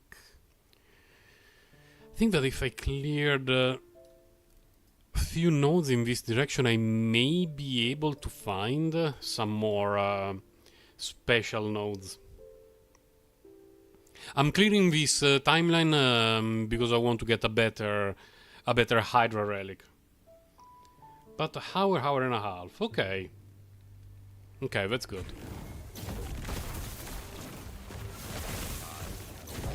Because if it lasts less than 2 hours, it's something that I can do like on my way to work, because my commute is very long. I could do half of it, and then on the commute back home I can do the other half of it, and that would be pretty nice. Oh my god, I dropped something 5 kilometers from where I am. A sword that I don't even care about, but legendary potential 2, let's get it.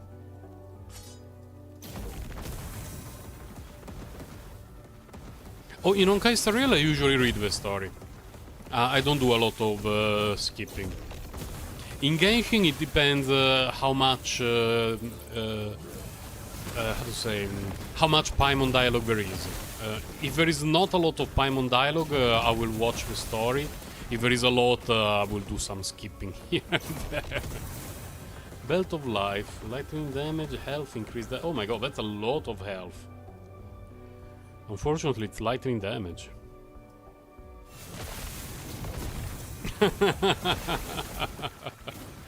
Like, in general, the Archon quests are worth being read well. For others, though, it's a little bit of a hit or miss. The only thing that makes me worry a little bit about the new Archon quest from 4.2 is that the pacing of the quest in the prison for Ryosley was awful. Like, I could not stand it. Like, having to go through lift again and again and again to go to the dorm and go through a never-ending Groundhog Day was not great for me. But I really believe that the new Archon quest will not be like that.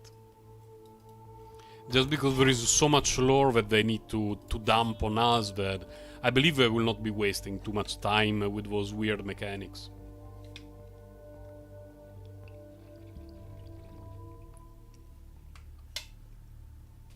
Okay, Calico, see you next time. Thank you for stopping by. Try us in real life. There was only a part in the first Archon quest that I didn't like too much, which was the second phase of finding... I'm getting killed and I don't even know why.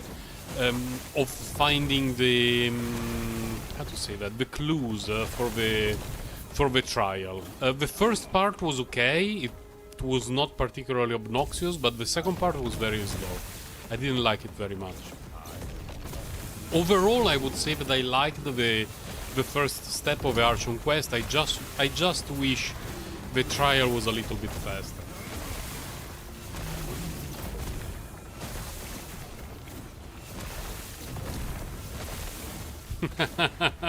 Yes, Kawaii Potato. I know how you feel.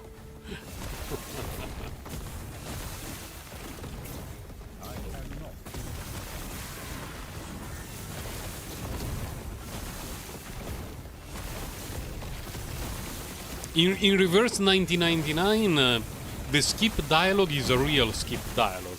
Like, it's a hard skip.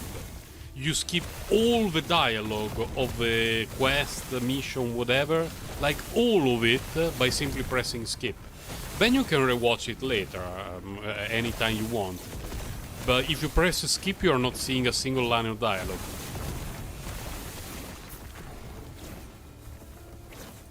Which, you know, sometimes you're a little bit tight on time, and it turns out that at the end of a mission there is a huge lore dump. It's nice to be able to be like, you know what, let's skip now, and later today when I'm home and I have a bit more time, we go back to it. How about that?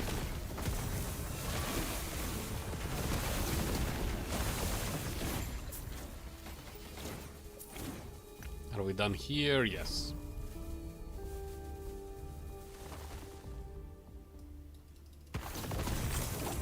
Oh my god. I am not a man of many pockets. In which game was it? I'm no Beast of Burden. I think Path of Exile. No.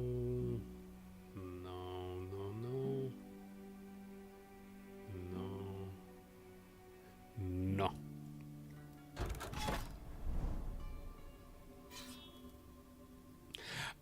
Yeah, I happen to meet that commission a few times, and that's why right now my commissions are set in Sumero. Like, some of the commissions in Fontaine are not for me. And we cannot pick Mondstadt because we run the risk of getting either Ella Mask or you know, the escort, the balloon escort mission. In Inazuma you don't have Ella Mask, but you can still get the escort mission. In Sumero you don't have that. So Sumero for commissions for me is the winner. Fontaine we can get the balloon explodey thing, which means that if I do not have an archer in the team I need to switch and it bothers me.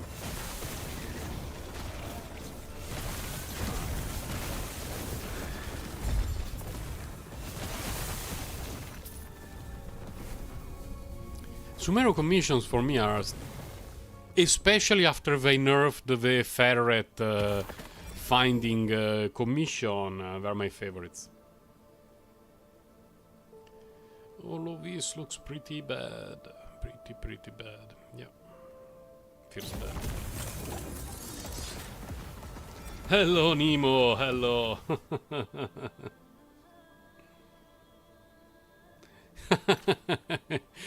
I still believe that whoever pays the Adventure Guild to have someone bounce on Mushroom is a sociopath. But I'm not going to complain about it. Like, it's okay, just give me. Because you know that they're hiding there in the bush around the bouncing mushroom quest, waiting for us to bounce up and down and look under the skirt of our characters. Whether they're male or female doesn't matter. They're just filthy stalkers. Anything goes for them. What's this? Nothing.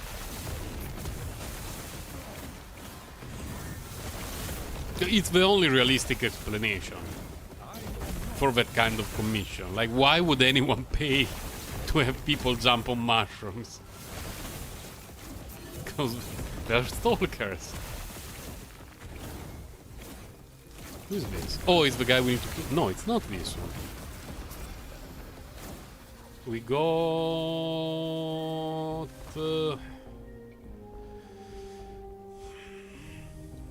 Fine, I will keep it. Nakida is commissioning that one. To let us have some fun time, you reckon? Oh my god, I'm getting BTFO. Yeah, that was quick. Nothing. It's your head cannon. It's a nice head cannon. I would say that your head cannon is healthier than my there is a disgusting stalker head cannon, so you get some points there.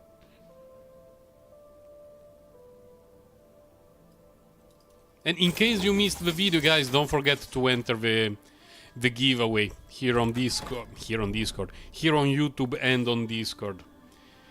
Giveaway is going to end next Monday when it's afternoon for me, and on Discord it's going to be picked automatically, while on YouTube I will have to do it manually, because the last time that I did the giveaway, YouTube, like the website that picks the winner, picked my own comment as a winner, and I was like, okay. Let me restart from scratch. So that one I will have to do it manually later. I cannot do it automatically. Here is the giveaway, guys. Oh, I won. GG. Rip bozos. That's not very nice. For Discord is fine because I don't enter it and that's it. But for YouTube, it's going to pick any comment, including potentially mine. Ow. Ow.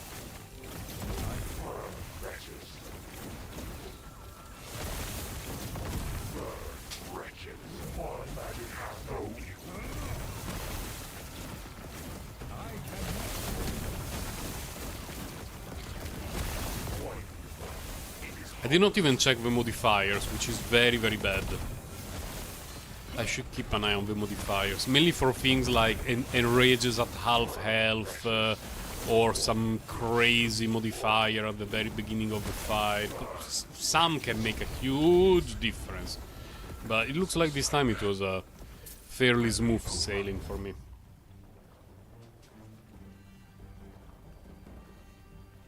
You have hit a very bad belief. Thank you, Kawaii Potato. Yeah, sure, ask. Can give some advice. Hopefully. I cannot guarantee anything. We're going to be giving away 5 Jade passes slash Welkin passes, depending on what the winner wants to get. 4 by me and 1 by a kind donor who decided to add an extra pass to the pool.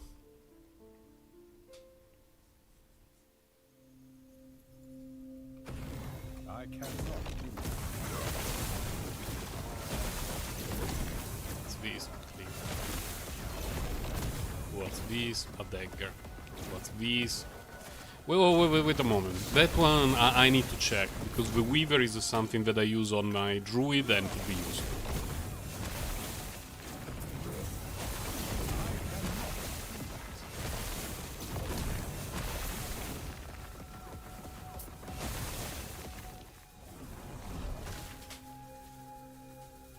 You are out of 5-star artifacts and threads are raising, but you have so many. Oh, bloody game not having a pause.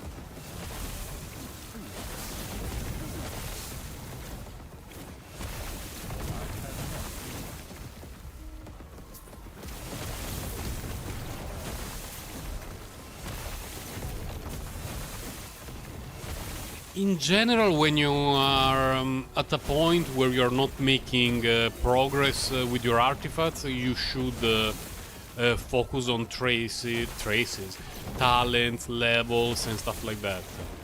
But it's a bit difficult to say for sure without knowing the overall condition of your account. Because if you have a bunch of characters who are using 4-star artifacts, then it's usually better to farm some extra artifact, try to clear the abyss a bit, because we can get artifacts from there as well, like it happened to me on stream today. It was an absolute piece of trash, but you know, at least it was the correct main step. And go through the story, definitely go through the story, because you can get some rewards there. But in general, take your time, because Genshin Impact, in general, all gacha games, they want to put you in a position where you would like to make your characters better, but you cannot because you're out of energy or you're out of resources or whatever, so that you're tempted to do energy refreshes, you're tempted to pull for other characters, you're tempted to buy the bundles that give resources and all that sort of stuff. And it's important to resist the temptation. Because at the end of the day, you can clear everything in the game regarding the story with any characters, and it doesn't matter at all. And the Abyss long term is just a matter of character investment. Like, you don't need to have a specific character built in a specific way to clear the Abyss. Eventually you make it.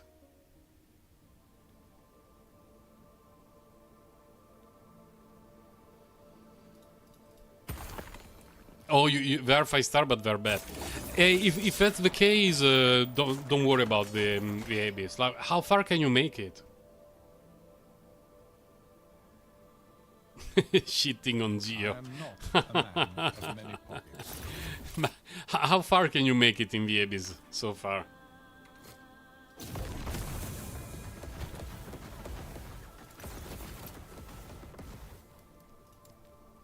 About the end of floor 11. That's very good already. That's already very, very good. And making it past floor 11 and, you know, comfortably clearing floor 12 is just a matter of leveling up characters, getting better artifacts and all this sort of stuff. And it's all things that come over time. And if you check what you're missing out when you... for being unable to clear 412, you will notice that it's not a lot. Like, sure, it would be nice to do it, but it's really not a lot. So there is no reason to be concerned about it and try to rush it. Just take your time. Can take quite some time to clear that. This one activates my almonds a little bit. I really wanted attunement. I really wanted attunement. Oh my god. Oh, this could be so good.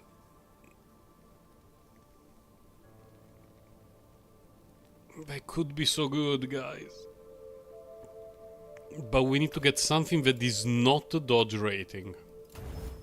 No, come on.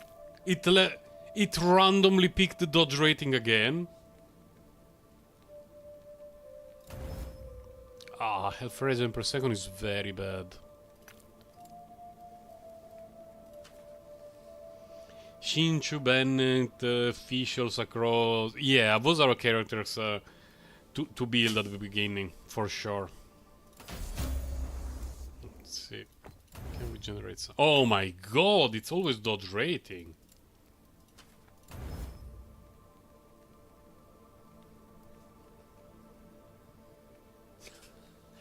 Supports are very important in Genshin Impact. Very, very important.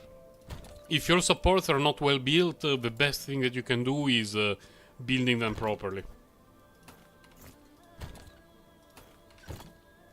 At the moment, if you have in a team Bennett and Kazuha, I don't know if you have Kazuha, but in general, Bennett and a good Anemo character, you're done. You're set. Oh, Bennett, you give him 4 pieces noblesse, ideally, with a sword that has a high base attack. You don't need to worry about the other things very much. Just give him a sword with a high base attack. If you have the Skyward Pride, which is a very bad weapon for almost everyone else. No, not the Pride, the Skyward... well, you know, the sword, the Skyward Sword. It's pretty bad for everyone else, but it's amazing on Bennett. But in general, if you have a sword with a high base attack and hopefully some energy recharge, you just give it to Bennett. And you give him an energy recharge, Sands, Pyro Goblet. The hat can be crit or it can be healing based on what you need. Bennett is done. Then you build Kazuha as well. Those 2 characters plus 2 characters of your choice that involve elemental nonsense are going to be enough for almost everything in the game.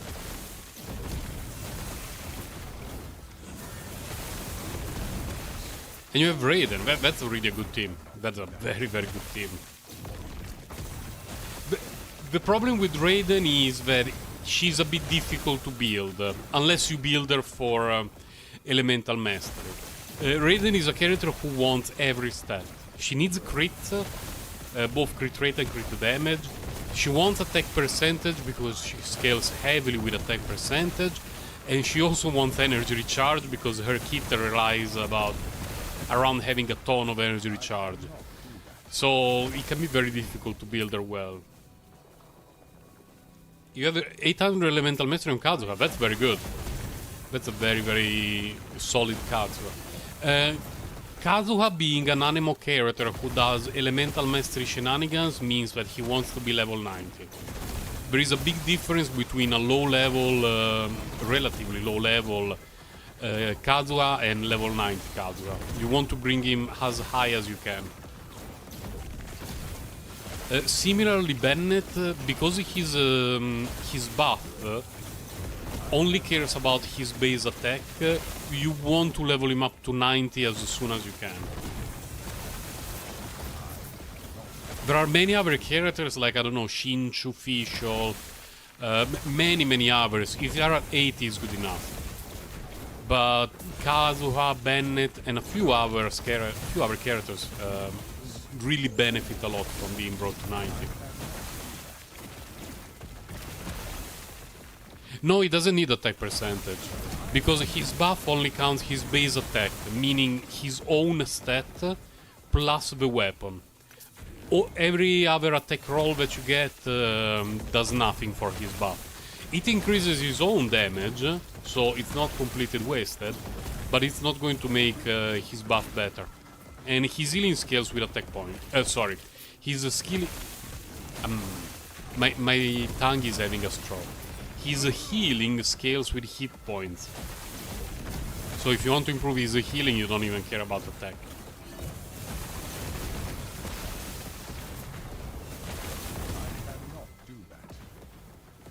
Yeah, it doesn't count for the buff. It only improves his own attack with his elemental skill and his burst when you put it on the ground.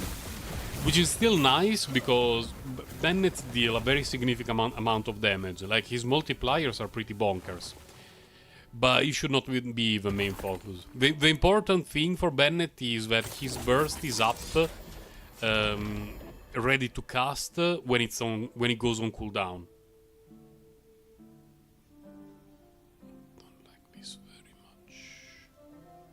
Not even the worst thing. Don't worry, you're welcome. Raided with Nashida and Shinchu, it's doable, but if your problem is that you're struggling to clear the Abyss, I would have Nashida in one team and Raiden in the other one. Let me see if I can... Now, the sound of the game will go off. That's not a bug, it's something... that it's like that. I want to put something on screen. Window capture, notepad. Does it work? Yes. Okay, it works. This is not bad, because for Yebis you need the two teams, right? Is it showing on screen? Man, it's so small though. Okay, let's do like this.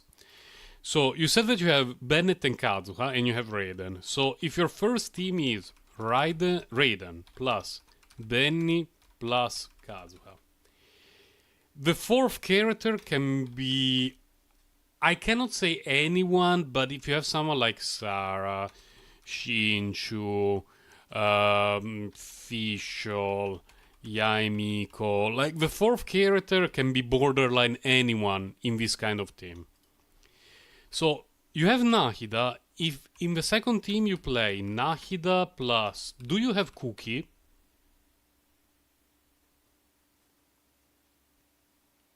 You want to use Monogeo. The problem with Monogeo is that it's not always good in the last floor of the Abyss. You don't have her build. Okay, Cookie should be a high priority. Cookie should be a very high priority. Because then you do this... Second team, you do Nahida plus Cookie plus Shinchu. Plus, because you know, there is a fourth. Ideally, in the first team, you want Sarah if she's Constellation 6, but you can put borderline anyone that you have built. Here, you can put anyone who isn't Electro. And with these two teams, the Abyss is going to be very, very manageable. Cookie wants to be level 90. Everything else doesn't matter for her. You want to have her at level 90. Level 90. EM everywhere. She doesn't need anything else. You want Elemental Mastery Sands, Elemental Mastery Goblet, Elemental Mastery Hat, using the ideally the Gilded Dreams set, the one that increases Elemental Mastery, but focus on the stat first, and even the weapon with Elemental Mastery. There are a few even completely free, and Cookie does not need energy recharge, doesn't need crit, doesn't need anything. She just needs Elemental Mastery everywhere.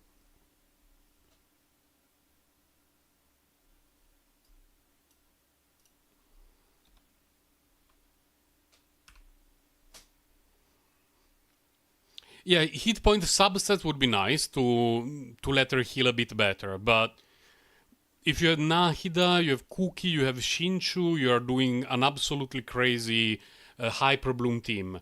The only important part is this. You don't want the fourth character to be Electro, because if the fourth character is Electro, he or she could steal the Hyper Blooms from Cookie, and you don't want that to happen. The last one can be borderline anyone. You could have Kirara, you could have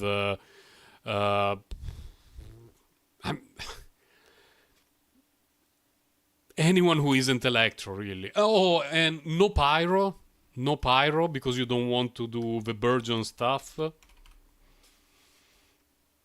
You could have, if you have survivability issues, because Cookie doesn't heal very well. Cookie is a very mediocre healer. If you do not want to have issues with healing, the last one can be Yao Yao. If you have Yao Yao and Cookie in a team, you're not going to die, and Nahida, Cookie, Shinchu, Upper Bloom is going to be busted. Should you invest in Elemental Mastery for Nahida or crit stats? She benefits from both, but in general you want her with a lot of Elemental Mastery. If you can have something like Elemental Mastery Sands, Dendro Goblet, and Crit Hat, that's pretty good. If you're not sure, you could check the, what is it called? The Genshin Optimizer to see how the damage output is looking for you. But, you know, the difference is usually not that crazy. If you build her for Elemental Mastery, it's usually pretty safe. Yo, Maret! 675 Elemental Mastery, 41, 151. It's pretty solid, yeah. That's a pretty solid Nahida. So if you go Hyper Bloom, Nahida, Cookie in one side, and the Raiden Hyper Carry team in the other side, you're going to have a pretty good time in the Abyss. The only thing to keep in mind is Hyper Bloom really wants the Electro character to be at 90. So it's the team, if your Cookie is not built, the team could feel a little bit like S until Cookie is level 90. Or I would say at least level 80, but the gap in damage of Hyper Bloom when you make it to 90 is very significant. How are you, Maret? Did you just wake up? Or didn't you go to sleep yet? Am I getting killed by the Shade of Ouroboros if I go to fight it now? Very likely. Let's do it. Let's try.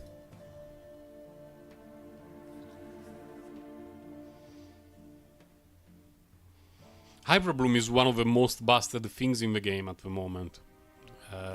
It requires little to no investment and it performs incredibly well.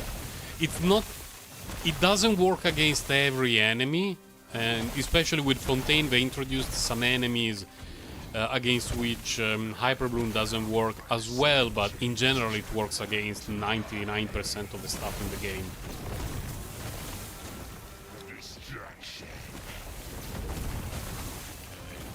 I clearly remember that one of the mods is the dude enrages at half health, so need to pay a little bit of attention to the guy. If we get one shot, it is what it is. If we die, we die.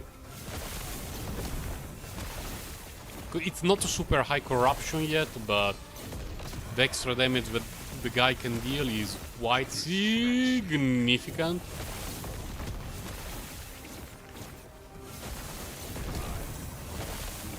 Did he heal up? Oh my god, I'm getting hit off.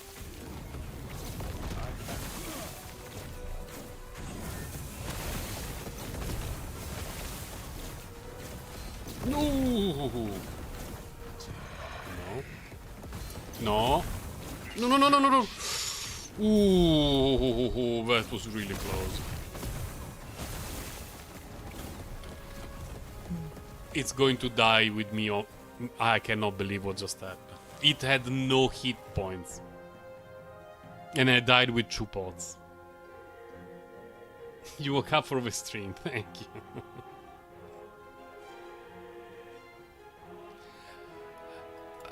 It's possible that it will be geo-oriented, but because Navia has crystallized shenanigans, it's also possible that it will not be. Like, it could be just an abyss with a lot of elemental reaction shenanigans, so that Navia can pick up not particles, you know, the crystallized shard and all that sort of stuff. Man, that cost me so much corruption.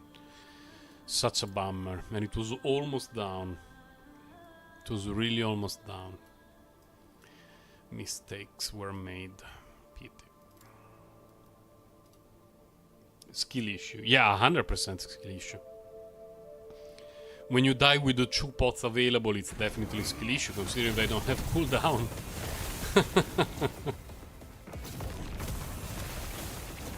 I cannot even blame the lag, I'm playing offline. I could blame the keyboard, but now I've been using it for 3 months. So the new keyboard argument is starting to lose value. I will need to check a replay to see if anyone wrote anything in the chat a couple of moments before I died, so that I can blame chat. I know that some streamers do it. But it's a guy, I basically wasted a little bit of corruption progress, which is not even that important, because the idea is that if you cannot comfortably clear a certain level of corruption, you should not increase it. Oh, you're right, the keyboard is getting old, it's not performing well. The keys are not responsive. Oh, you saved me, Nikita, thank you. Guys, the key number 1 has some issues. I was spamming the potion key, but the game did not record it. I clearly need a new keyboard, guys. That's why I died. Checkmate, haters. Thank you, Nikita, thank you. That was great. I know who is going to be one of the winners of the giveaway. Wink, wink.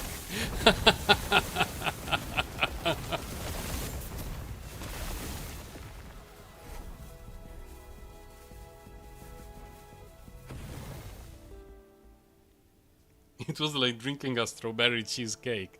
Speaking of strawberry, my daughter has a very weird relationship with strawberries, because ever since she was little, she fell in love with the idea of strawberries, mainly because they're pink. And then every time that winter comes, and we start to get strawberries, and we get a strawberry cake for our celebration or whatever, she doesn't want the strawberries, because they have a little bit of a sour taste to them. A little bit. Even when they are, you know, mature and good and everything, there is a little bit of that tiny sour back flavor in strawberry, which she doesn't like it. And so every time we get something with strawberries, she gets super excited. Yeah, strawberries are my favorite. And then she takes out the strawberries and she eats the rest. It's such a weird coexistence between her and strawberries. You feel like baking a cheesecake.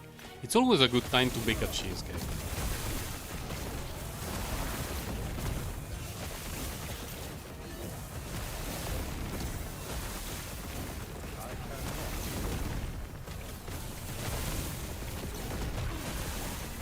Oh my god, what is this amount of garbage thrown at me from every direction?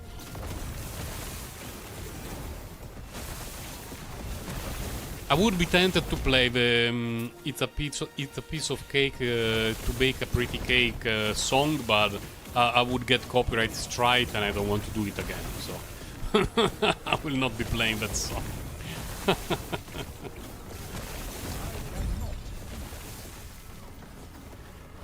Well, it's always a good time to eat burger. That is something that I can definitely approve.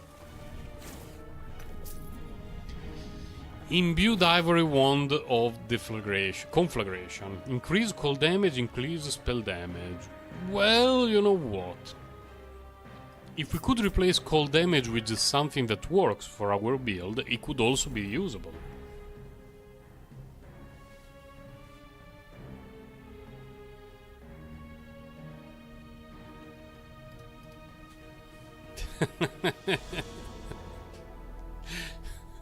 One of the things that has always been my dream, and it's one of the few things for which my wife said that she kinda put the foot on and she doesn't want us to do it, is to have a small fridge on the desk where I use my computer, so that at any time I can open it and grab a fresh drink.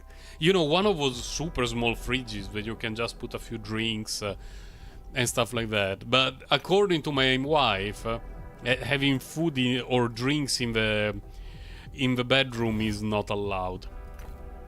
Mainly because she's worried about, you know, spillage and then ants and all the sort of garbage, which is not wrong, by the way. Oh, please, give me something usable. That is kinda usable. It definitely is kinda usable. No, you increase the stun chance, you piece of garbage. We don't want a stun chance. We don't want freeze rate multiplier. We really don't want... It keeps increasing the things I don't care about. Chance to slow on hit is not even the worst.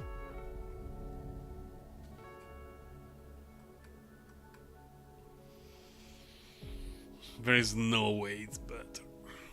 It's never going to be better. Let me put it on just for a moment. CX6834. Oh my god.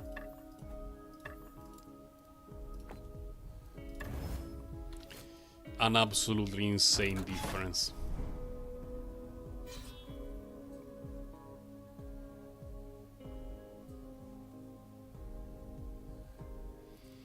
Yeah, the mini fridge is glorious. I think that she has never had one, because even the family where she grew was very concerned about, you know, don't bring any food or drinks in the bedroom to avoid annoying stuff creeping in, which is a solid advice, by the way.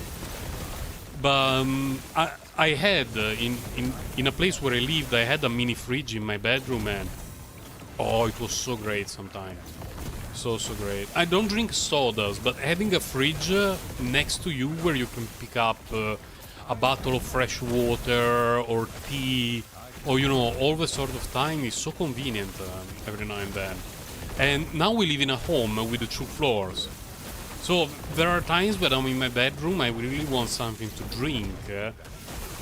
It's like, I wish that I could, you know, just lift my arm, open a small mini fridge door and pick a bottle of fresh water. One day I will have my man cave. One day, but not today. Feels a bit bad. What's the day today? It's the 6th. So, 4 more days for the HSR demo update.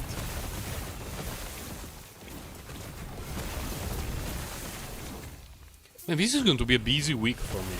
Like, there is... Thursday there is the Genshin update for me. Well, in theory it's Wednesday, but I stream on Thursday, so Wednesday I will not be doing much. Then next week there is going to be the stuff with Onkaister Rail, and in between there is going to be the new HSR demo update.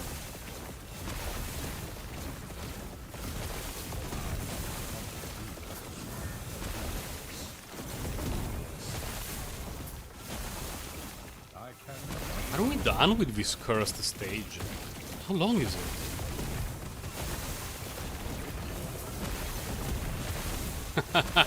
The oven in my office. And then I just move there. A small bed.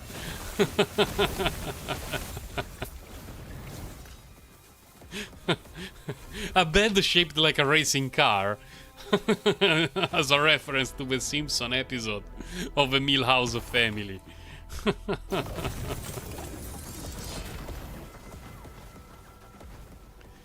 Let's see what we got. Garbage. Is it garbage though? Yeah, it's garbage. Garbage. Ton of garbage. Yeah. Oh, come on. We're not getting anything. Because I'm hunting for the nodes that have a chance at dropping the Hydra. Because it's a piece of equipment that I really want to improve for my character. But I'm not getting them.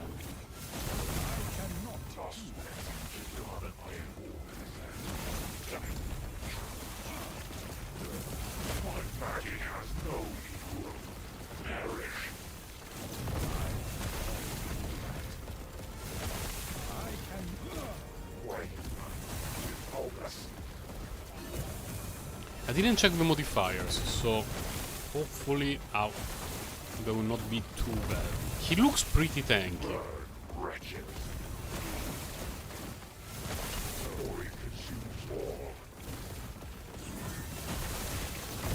Oh, okay.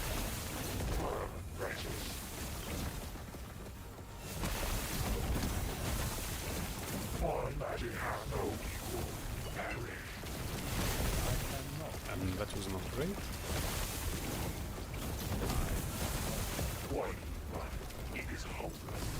Oh my god, I only have one potion left. Ooh.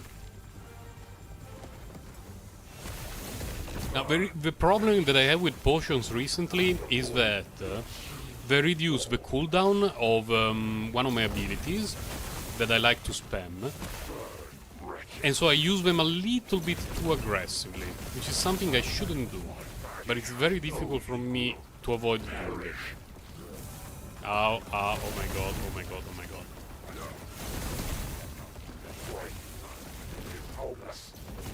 No! Okay, still in range. Thank god. Should be dead. GG.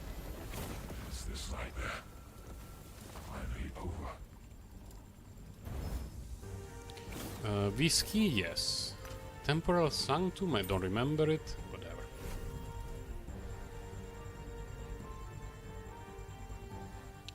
They have some cosmetic microtransactions.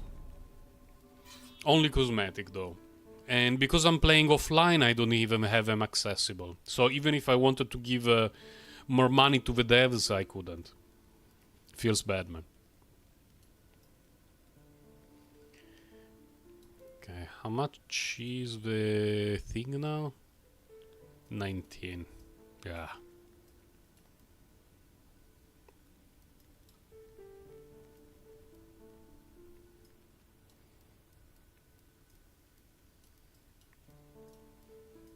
The further we stray away from God, the God meaning the place where we start, the better the rewards could be.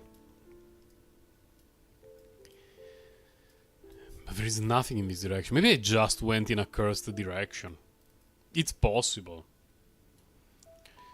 Let's go... Well, there's a unique node. Let's go this way and see what happens.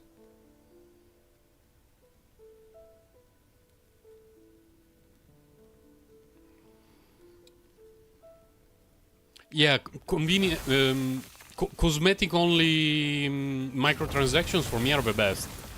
Like, they're completely optional and they're just a way to show extra support to the devs. Things like convenience microtransactions are always a bit dodgy because it means that the convenience could be in the game for free and instead they put it behind microtransactions. Which is something that always bothered me a lot with Path of Exile, because Path of Exile, if you don't get extended stash, is borderline unplayable. Like, your stash is full within the first 5 minutes of playing the game. From all the 25 million kinds of currency, in-game currency that are in the game.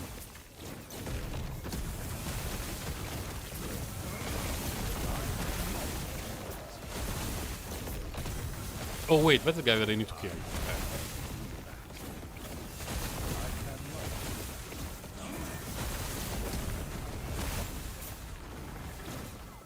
Didn't drop anything that I can use.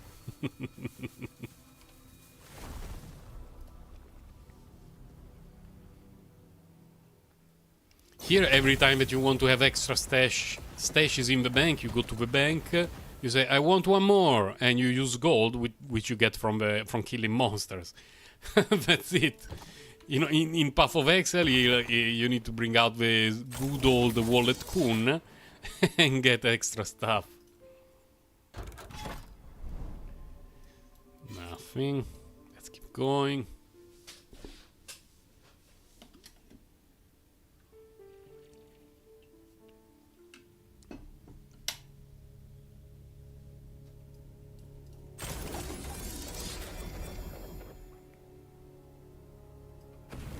Bad, man.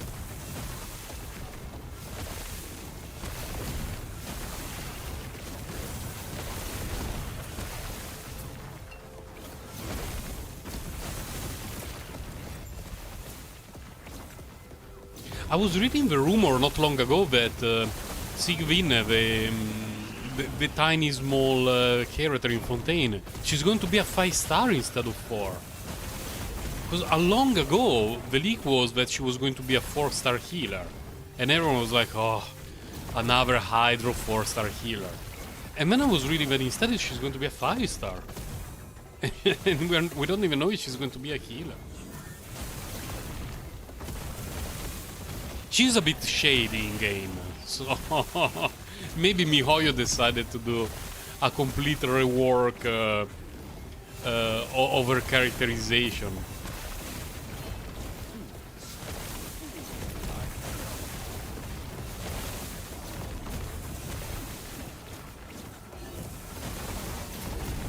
By the way, I call her Sigvin. I'm not sure about the correct pronunciation. In my head, that's the only reasonable way to pronounce her name. It sounds very German, but it is what it is.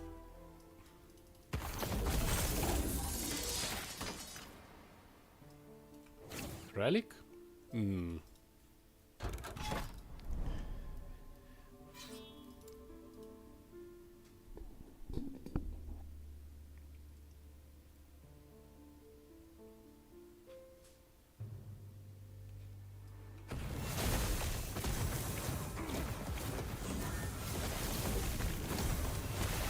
What do we have to do? Seal the void gate. Ugh.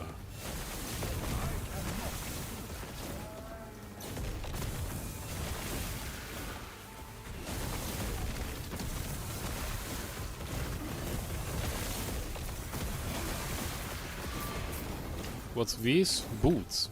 The dragon boots? Nope. I don't remember that name though. Which are these? I will pick them up. I don't remember the name of those boots.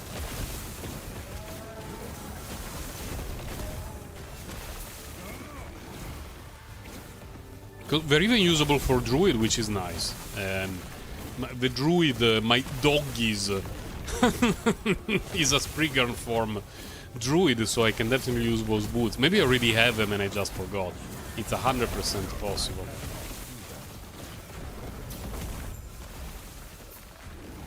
Ring of Spark, fire damage, minion damage, lightning resistance, elemental resistance. It's absolute ass.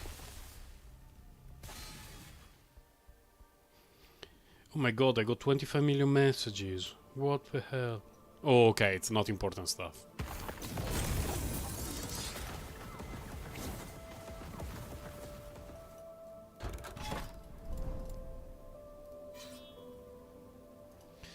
Let's charge the bacon and see in this area we'll have something useful for us.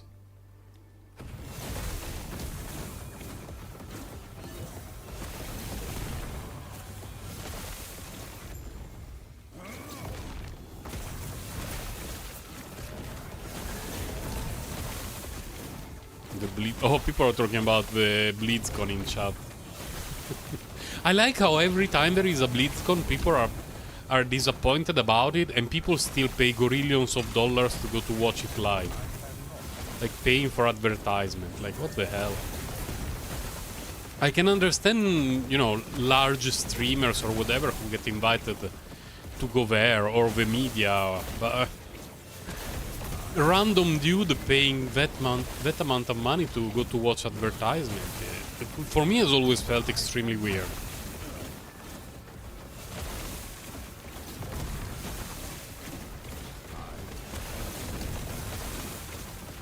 On the other hand, if there were not many people with the year that they announced Diablo Immortal or Eternal, whatever it's called, we would not have had as much fun as we had. So maybe I'm wrong. maybe it's good, but many people spend money to go to watch advertisement.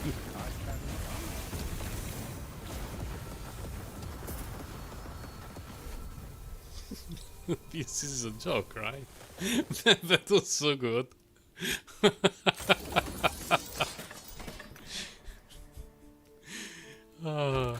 Okay, let's see what we got. This is wand, right? Okay, so this can be useful. A bunch of nothing, that one is useful. This one can be amazing. Oh, finally. Okay, so we clear that one. We clear that one when we reroll everything.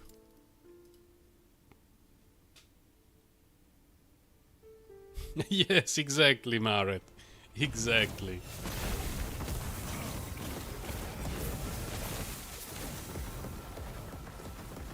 If you're not happy about the characters, just do some skipper ruling.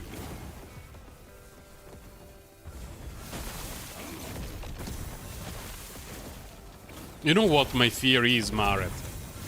That Thursday, during my stream, when I pull for Furina, since I'm on a 50-50, I will get Dia. Because I don't have her yet.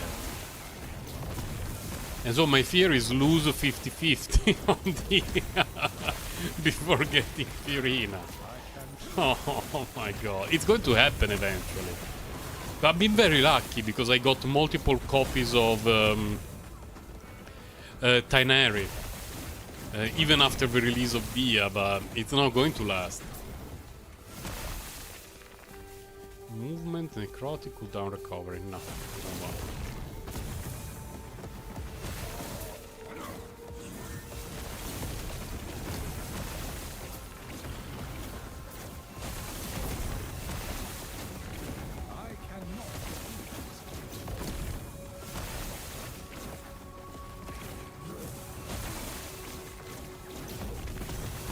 How tanky are these two things?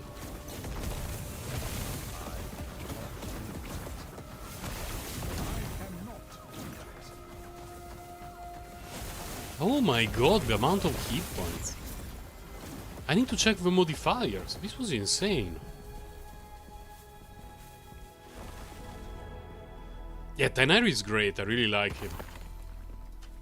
Every Tainari copy is a good thing. It adds to the justice levels in the world. Oh, chance to receive a glancing blow, increased health. Okay, got you. That's why. That's why. Now I understand. Tainari is really great. It feels like a limited 5-star rather than a standard banner 5-star. And it's also fun. You don't waste time. Quick swap a lot. Very, very cool. Can fit a lot of teams. I often play Tainari, very, very often. Especially when Nahida is busy somewhere else.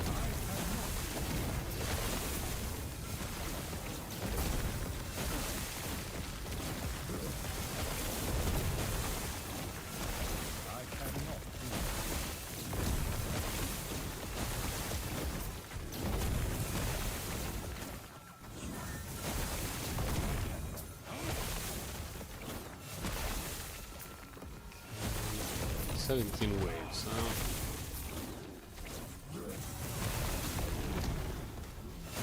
I just wish the waves would spawn a bit faster. The only thing I don't like about Last Epoch is the combat pacing and the enemy pacing. It feels a bit slow.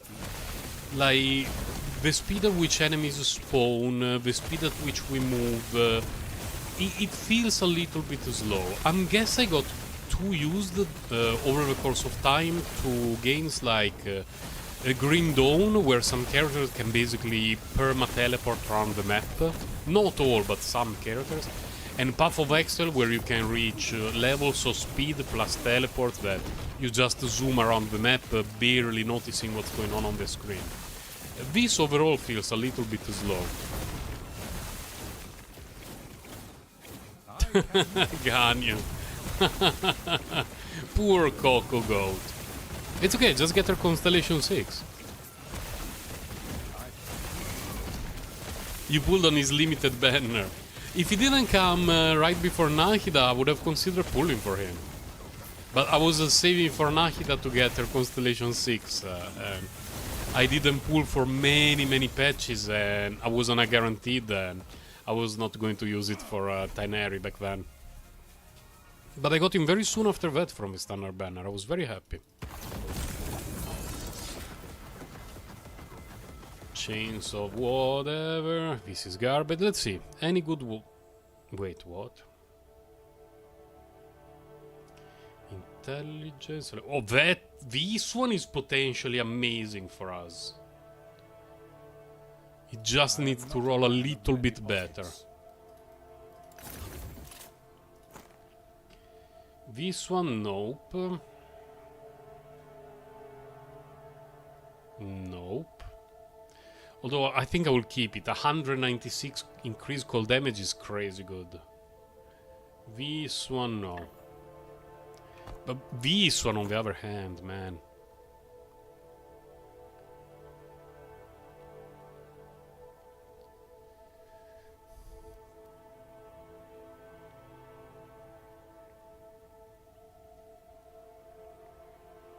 You don't have a Skara weekly boss unlocked. Oh no. Oh my god, why? Okay. First let's do this. Okay. You need to be something. I only have 5 porging oh my god. Chance to slow attackers is not the worst.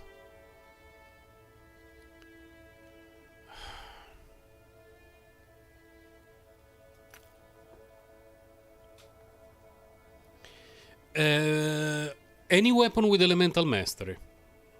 Every other stat doesn't matter. There is one that we can get for free from an NPC. Hold on a moment, because loading Genshin Impact takes roughly 2 seconds. And that weapon is very specific, and it could be a little bit difficult to actually explain what I'm talking about. I'm starting Genshin Impact as we're talking. 6834. Yeah, it goes down, unfortunately.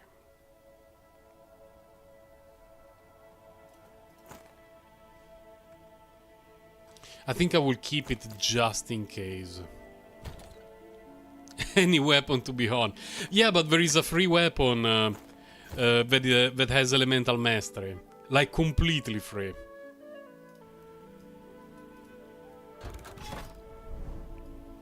Okay, after that we want to go in this direction, but after I log in Genshin Impact. Yoink. Excuse me, Genshin Impact? Why is it not showing up? Is it because it has not finished loading? That's odd.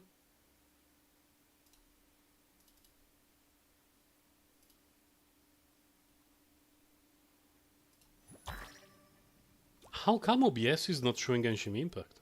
What the hell? Okay, we're working. We're on. Cookie. Let me go to Cookie. Where is Cookie? Excuse me? What? Has she been removed from my account because I don't play her very often? Oh, here. Well, okay, this one, don't worry about it. You can give her this if you have it. This is fantastic for her. A ton of elemental mastery, and it was free from an event from not long ago. If you didn't do this event and you do not have this weapon, there is another one which is... where is it? It's a 3-star. This one, the Dark Iron Sword. This one you need to look into how to get it, because you need to go to talk to an NPC, and the NPC will basically give you this weapon for free. It's a 3-star, so a lot of people unfortunately recycled it, but because it has a high elemental mastery, this one is actually very good for her.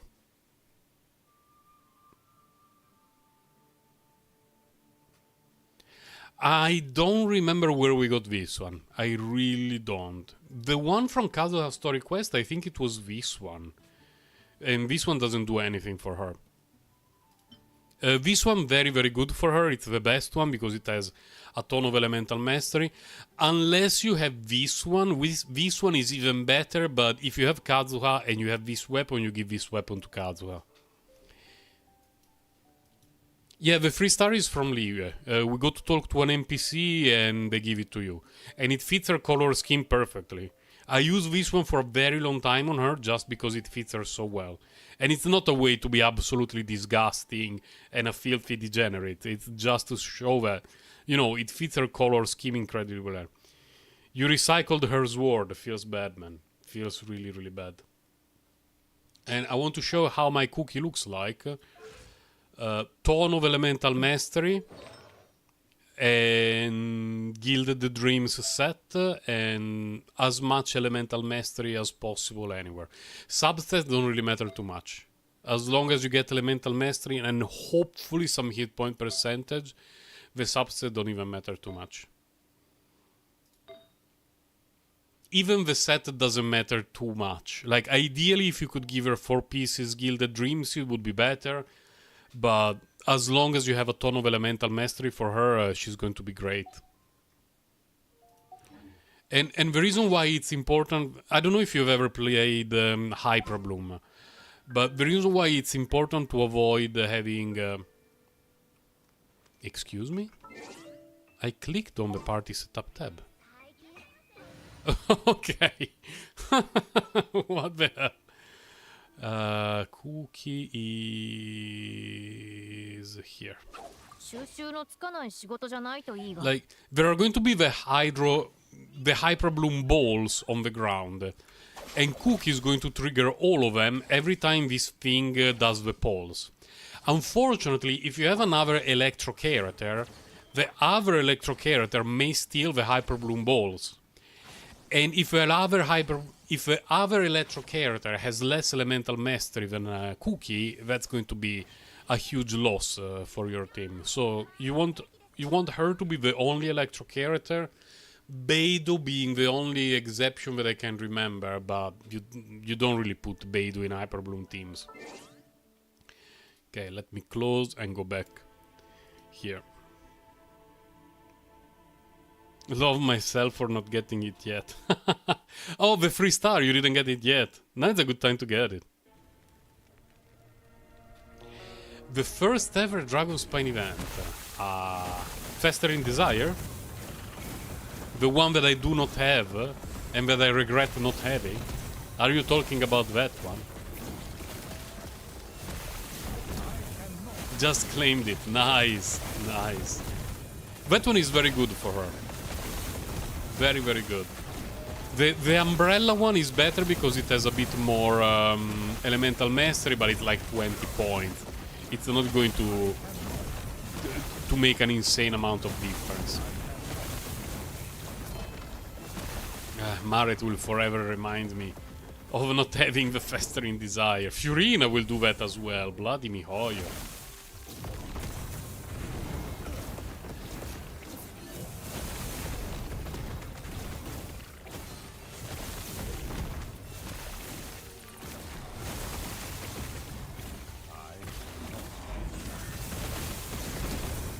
You forgot.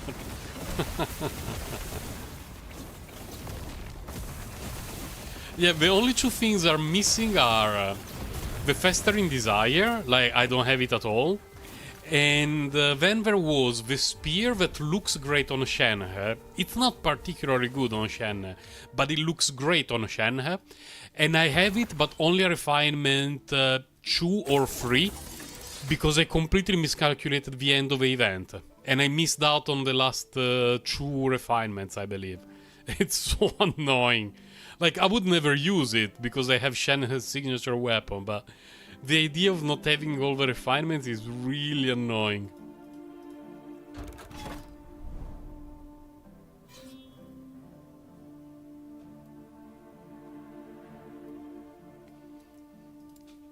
Dragon Spine is worthy the entry ticket in Genshin Impact, yeah.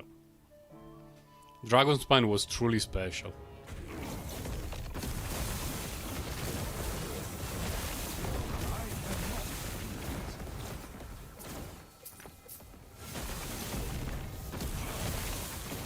Like, between the design, the exploration, and the soundtrack, and if we ignore the freezing mechanic, which is a bit toxic, it's probably my favorite area in the game.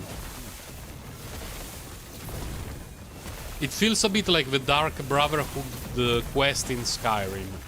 That every now and then I start a new Skyrim character just to reach the Dark Brotherhood quest and play it in a different way. And Dragonspine is a bit like that. Every now and then I just enjoy going there, clearing a few camps, listening to the soundtrack, go to meet up, not really meet up, but, you know, visit Albedo's camp. Feels good. Which is weird, considering that it's a place that you die just by standing around. It's great.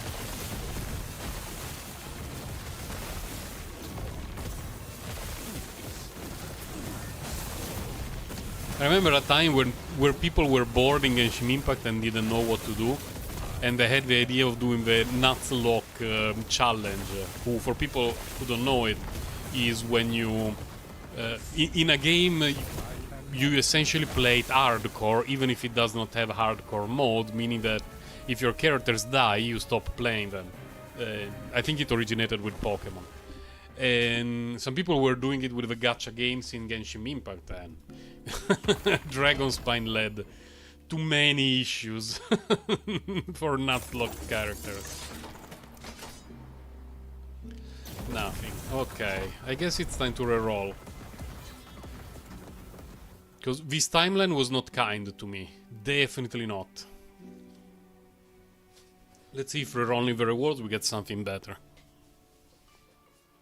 What time is it? Almost 11. Okay. Oh.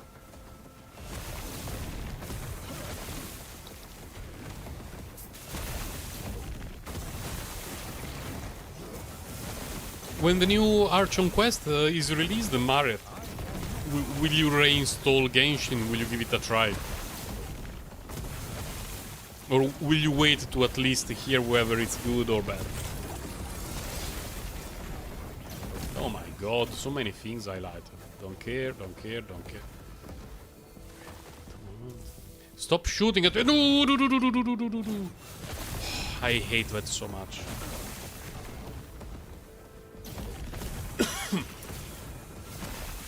Like, no post-game, things shoot you from the other side of the map. Like, come on.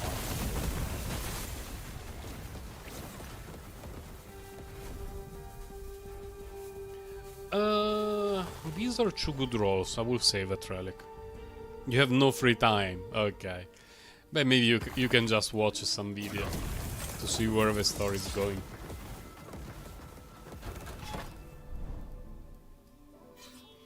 Exploration takes indeed a bit long. Yeah, I think you would go insane during the prison quest. You would go absolutely insane. Like, you would not alt F4 the game or close the phone, you would just throw the phone off the window. You would be like, what the hell is this? I need to purify my existence. Be purged.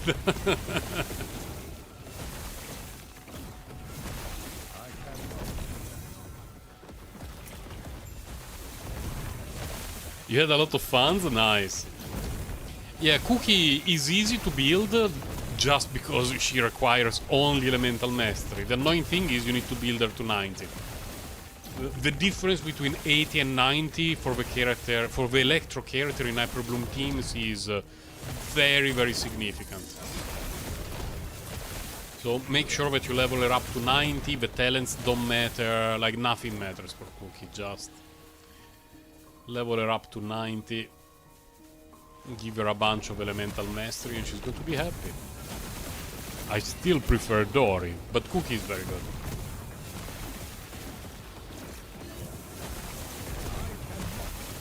You kept playing the trading card game.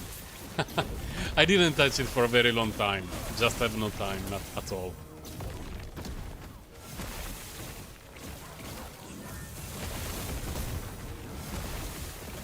There are rumors of a trading card game, or at least a card game in Honkai Star Rail, but we will have to wait and see what happens. Fire damage? Fine, let's pick it up.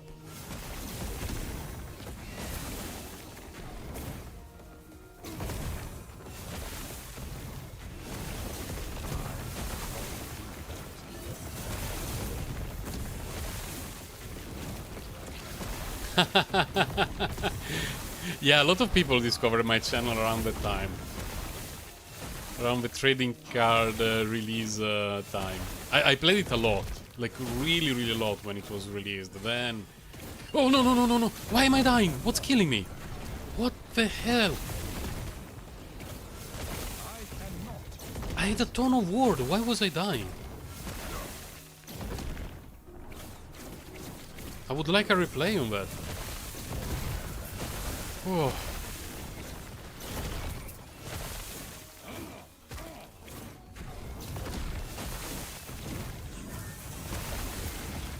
Let's focus for a moment. What the hell? I don't know what happened.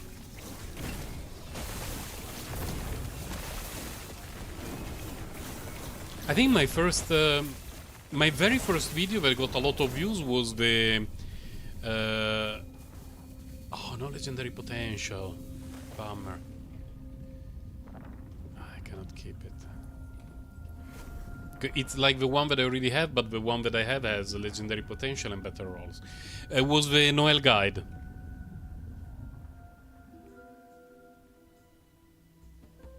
I'm not sure, Maret. They could have been mistaken for the Ethereum Wars, but there could also be some project in the background. Back when people were playing, everyone was playing the Ayaka Yomiya deck, I was just smashing people in their faces with the Noel Hyper Carry. I was farming them like crazy.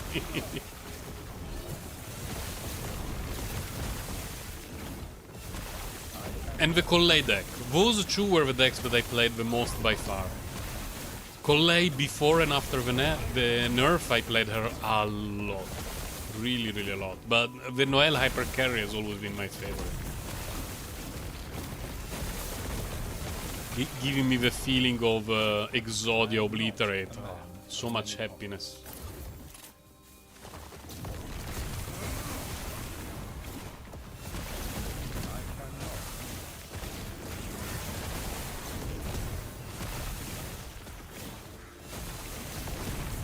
Yeah, the Archons changed a lot. I didn't play much with them, but... considering that they're Archons, it makes sense, I guess.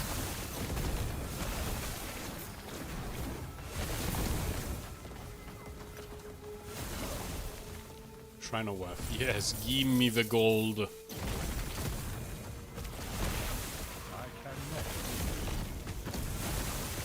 One of these days I should try the Arbor again. Because I improved my equipment a bit, I got some extra hit points, dealing more damage. Who knows, maybe I can clear it without getting insta-gibbed every time. You played more than you should have.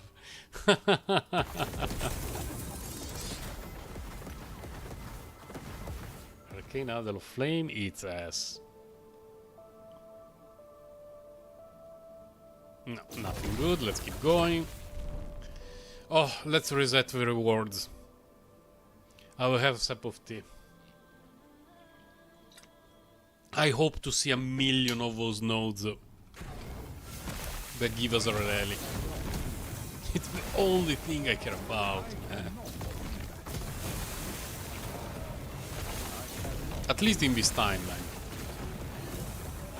Because even the timeline blessing is completely irrelevant, so it's not like I'm farming to get a better roll for it.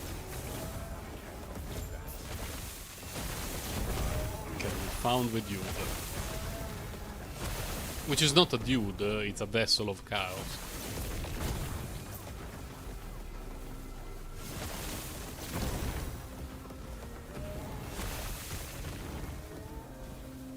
Haste, nice. I can barely tell my character is moving faster, but whatever.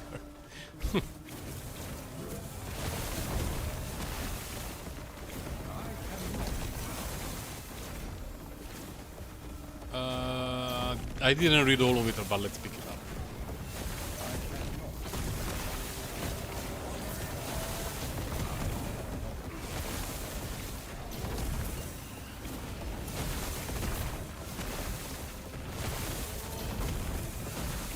Body armor.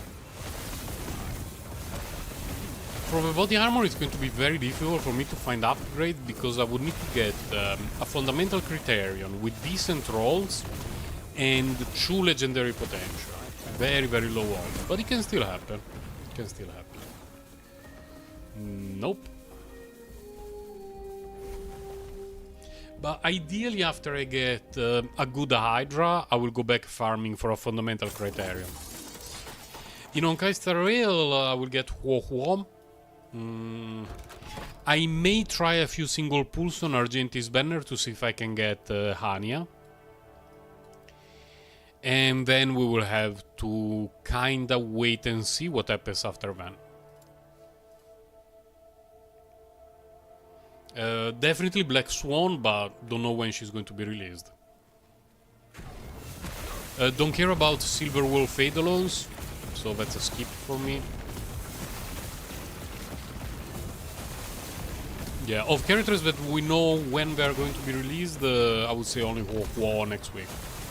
And eventually Black Swan. In Genshin Impact, definitely Furina and then Cloud Retainer. Mommy Burb. 6 Silver Wolf, 1 Honey. It's possible. Phorexia, don't care about that. I mean, you know, if I got a Silver Wolf Eidolon in like 5 or 6 pulls while try to go for Anya, I guess that I would take it. Like, it's not the worst thing. What definitely, yeah. I already pre-farmed everything for her. I'm going to get her next Thursday. I believe her banner should be up next Thursday. So it's going to be Thursday of this week, I get Furina. Monday, there is going to be Memory of Chaos Reset and a few things to do. And then the following Thursday is going to be Honkai Star Rail pulling day.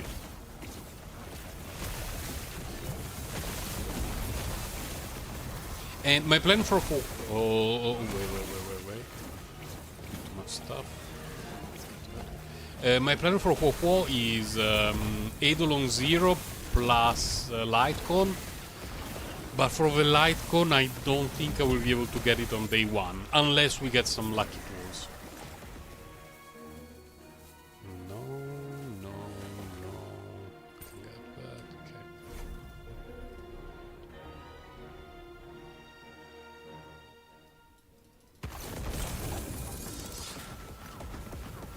What we got here?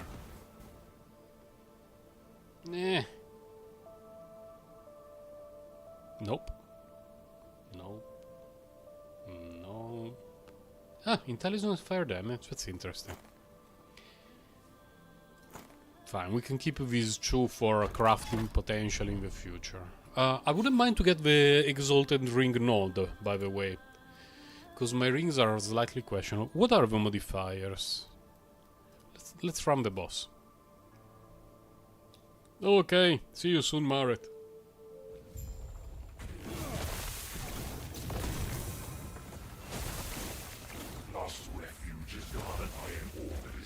Shut up, old man.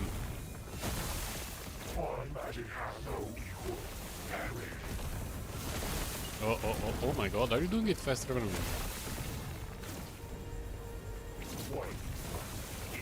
He's very tanky, I'm not a fan of this. Because the longer the fight goes, the higher the chances I will make a mistake. He's taking very little damage.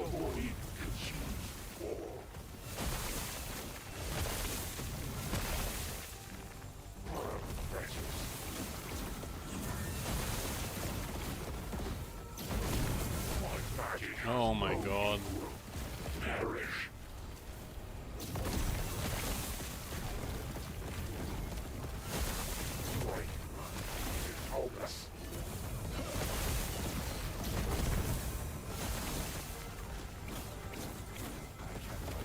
Is there a mod that they take less damage at full health? High health? Oh, okay, gotcha. That's why, now I understand. He should soon start taking a more reasonable amount of damage then.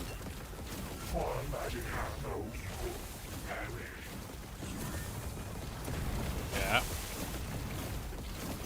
Yeah, that mod is a little bit obnoxious, but in general, stuff that makes enemies tankier, if it's not accompanied by stuff that makes enemies deadly, is reasonable.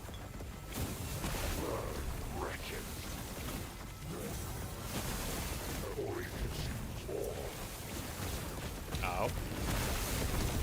Ow. This fight is a bit of a drag.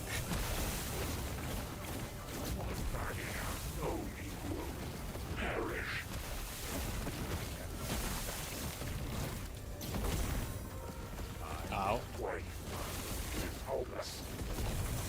Oh. Let's not get bamboozled when the boss is at like 5% hit points.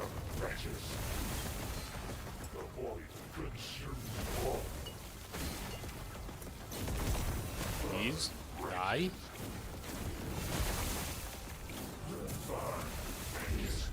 Okay.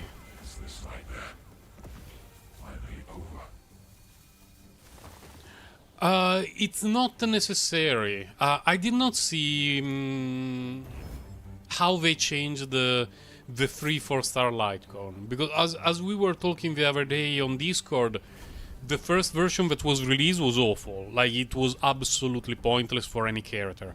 But I did not see the updated one. Her own Litecoin gives her, I believe, energy, which is nice because she does not get any energy refund, but it doesn't feel like an absolute must-have, just very nice.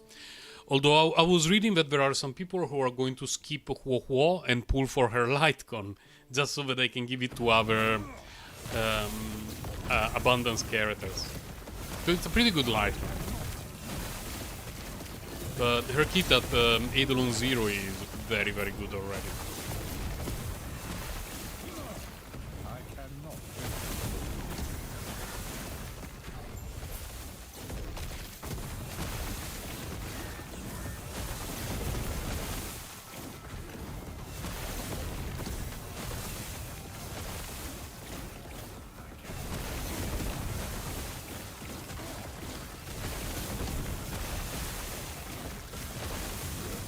All this nonsense?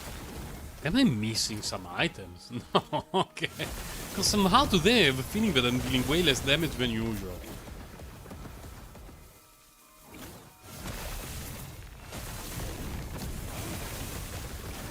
The coming patch is rough, yes.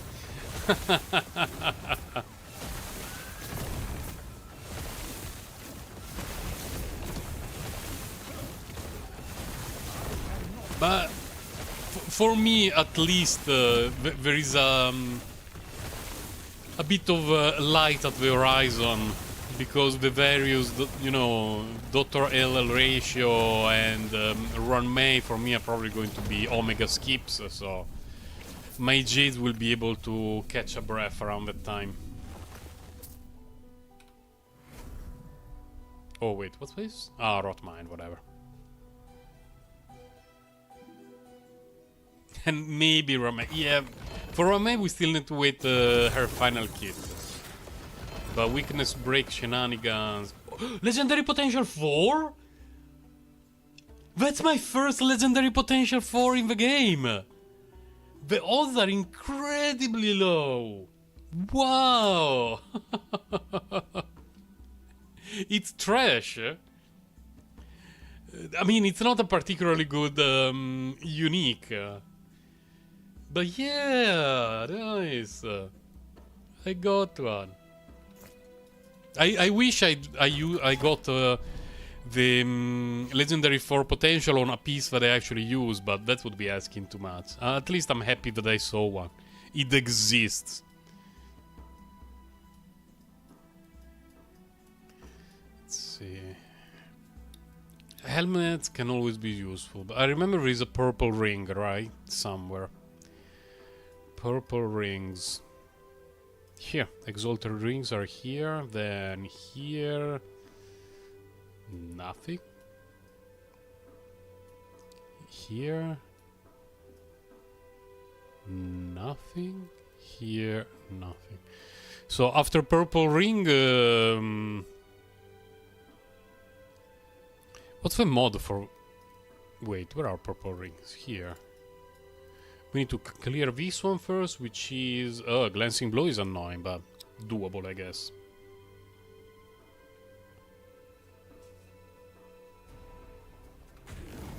Oh, this again.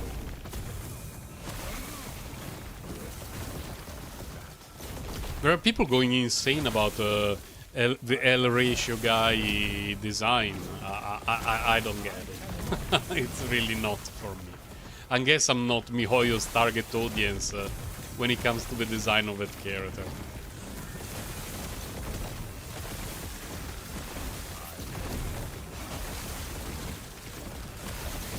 Argenti, yes. Luocha, yes. Blade, yes. Dr. Ratio, not my cup of tea.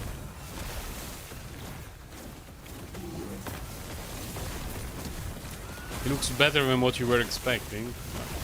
I had basically no expectations. I had no idea what to expect of it. Instead of a chest window, he has basically windows everywhere.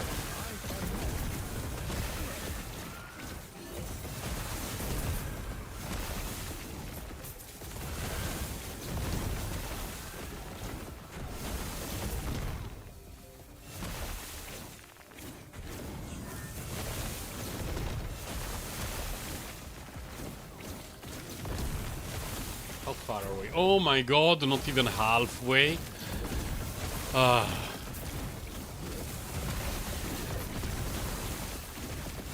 Yeah, we have to wait until we see it in game. Sometimes the art does not match the model too well.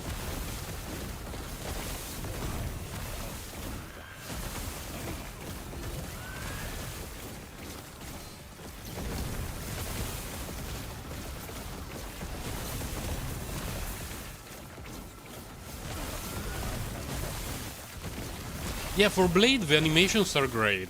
The character model itself, not so much. But the animations are glorious, I really like them. And for Dan Heng, I'm just not a huge fan of a guy. Of either guy, by the way. 4 or 5.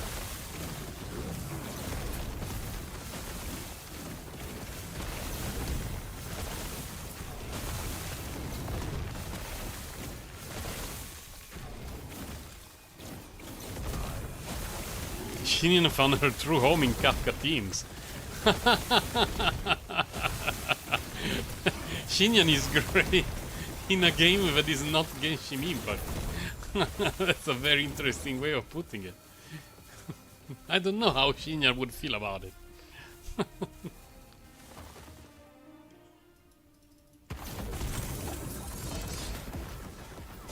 That would be a very nice clickbait video for the 1st of April. Xinian is great, but only in this team. And you put Kafka, Xinian, Tingyon, Huohuo. It's like, what? Are you okay?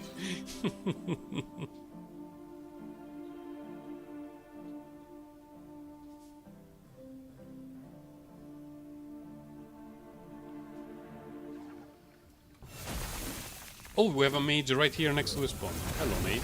Don't one-shot me, please. We one-shot the mage instead. Nice.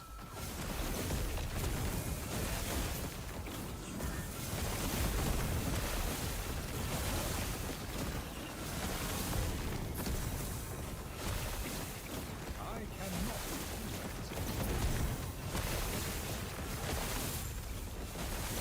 I like all the content creators and meta crafters who now, after 3 years and change, are realizing that Noel is good. It just makes me laugh so much.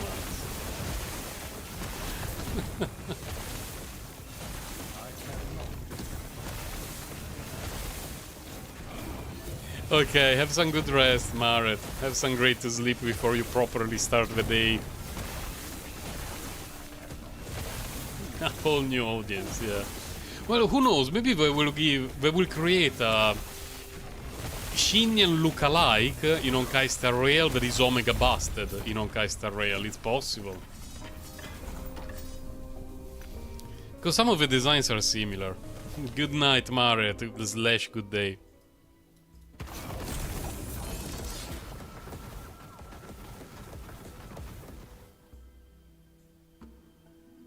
Come on. What a bunch of nonsense.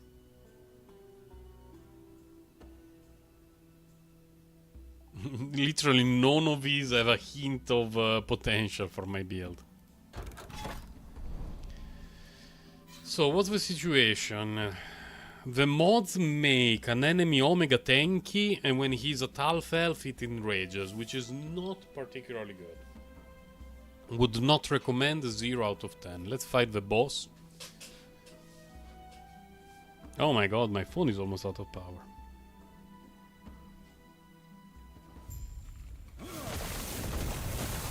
Lost refuge is gone and I am over this land. Die with trouble. One magic has no equal. I dashed right on the fire, I think. Other than that, that was pretty good.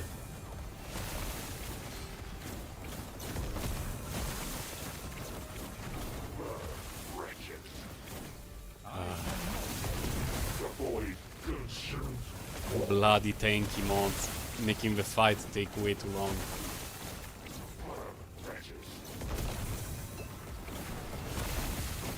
I remember low corruptions when I switched to the Hydra build.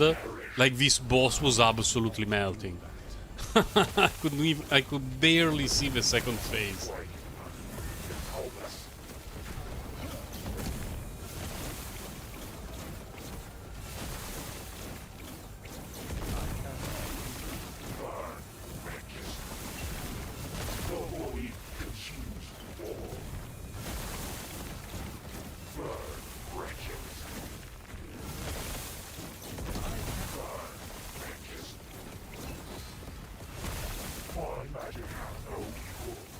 Oh.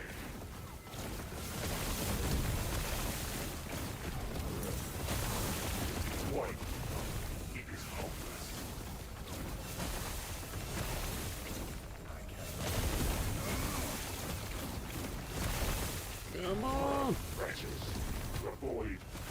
Why are you not taking damage, you sack of garbage?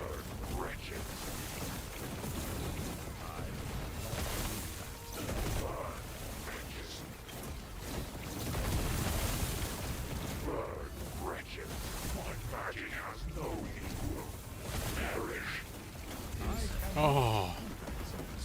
Man, this fight can be such a drag every now and then.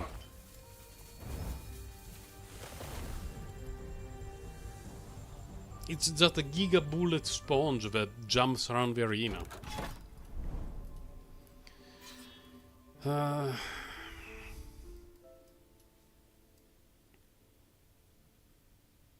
The problem is, I really don't want to waste all this corruption again. This is 35, which is not even that much. We go to 470, but we go for an easier one.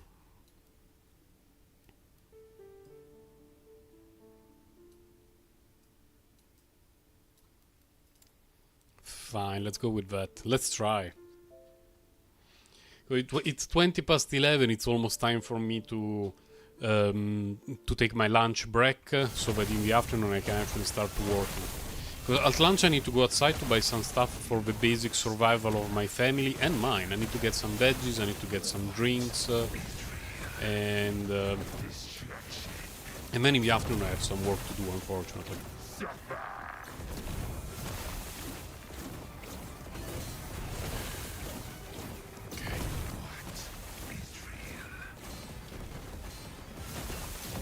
Why am I unable to dodge any of the attacks that come in my general direction?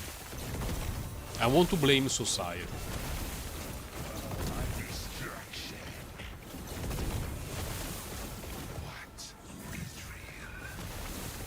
Okay,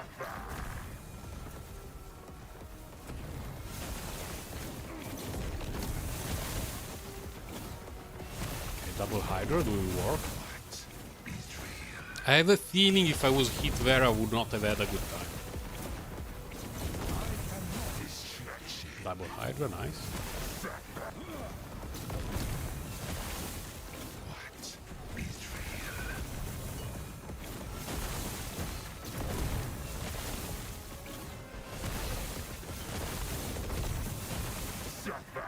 No! It's the second time that I die when the Shade of Ouroboros is at 5%. I cannot believe it.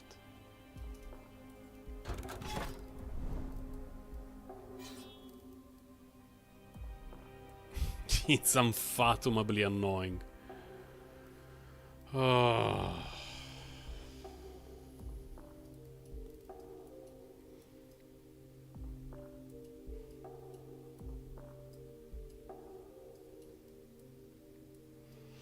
Need to pay more attention to the modifiers. There's no way around it.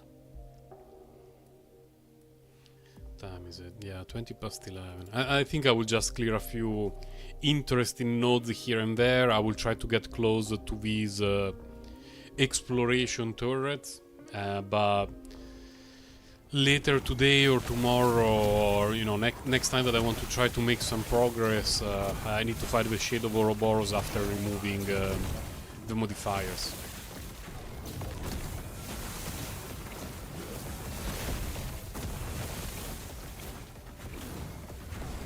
Sometimes I'm a little bit too brave and stunning when it comes to fighting the Shade of Ouroboros. Because if you die against the timeline boss, it's not a big deal. Doesn't really matter. But if you fight against the Shade of Ouroboros, the progress takes a huge hit. And I basically spent the whole morning, the last 2 hours playing, making absolutely zero progress on my character. Didn't drop any good piece of equipment, and all the corruption is gone because I was killed twice by Shade of Ouroboros at 5% hit point. And it was all by mistake, by the way. It's not that at 5% they become harder. It's just that, oh, I should dodge that attack. I didn't. Because the movement skill was on cooldown.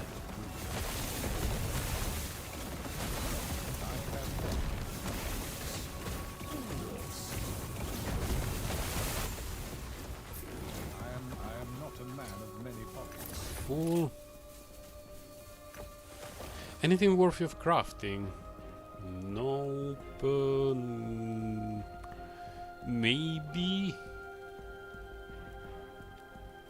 Maybe. No. These have a bit of potential, but... Oh, okay, that's interesting at the very least.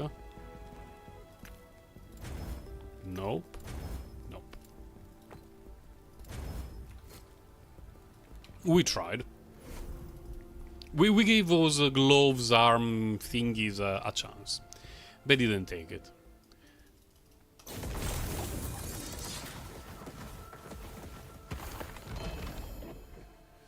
Uchenwi's sphere. Mana collecting resistance. Water orb.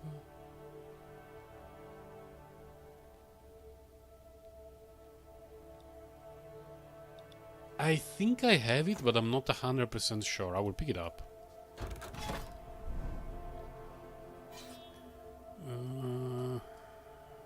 Fine, let's go here. Then we clear that one. Maybe we clear that one.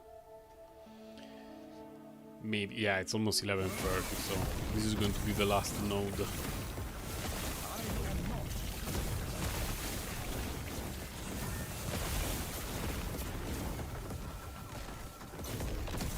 Although minion health and minion damage, no. Because I'm using a unique on my druid. No. Don't care about the Shrine of XP. I wish they wouldn't spawn when you're max level.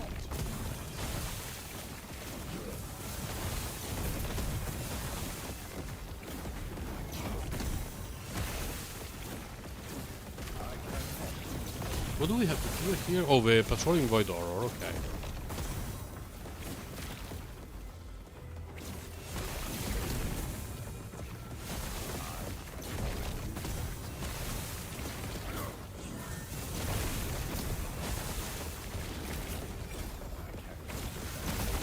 What's that? Wand of Stillness. No. No. How far is the guy? Oh my god, it's so far! I just now see it blinking on the map. Some maps in this game are very small and you get to the, you know, the target fairly quickly. Some are very painful to walk around. Scepter... There. It's actually a good weapon, the fire starter thingy, but I really have it, so not a big deal.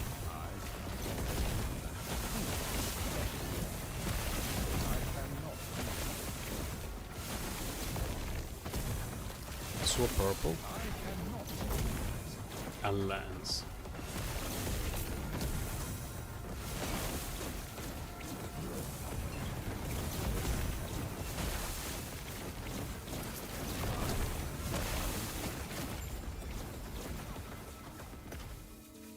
Vitality, mana, regeneration, increase health. Meh. Very meh. Okay, let's move on with our life. Wasted a lot of corruption in this timeline.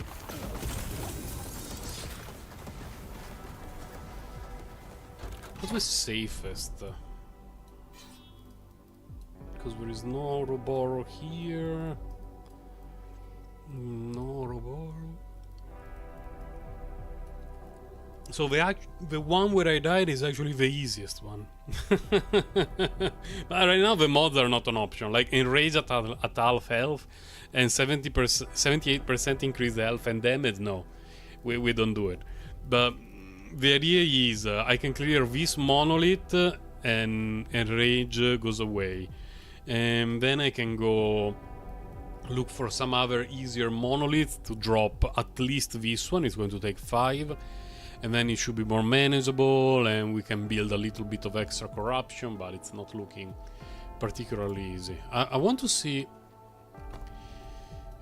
well, first of all, I don't remember which timeline is the one with the chests.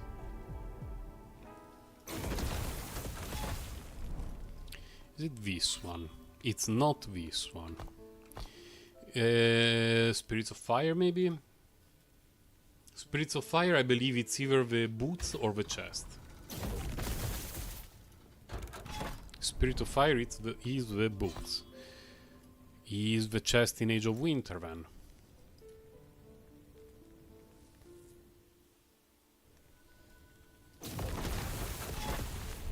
No. Where the hell is the chest piece? Reign of Dragons is the one that I just checked. Fall of the Empire?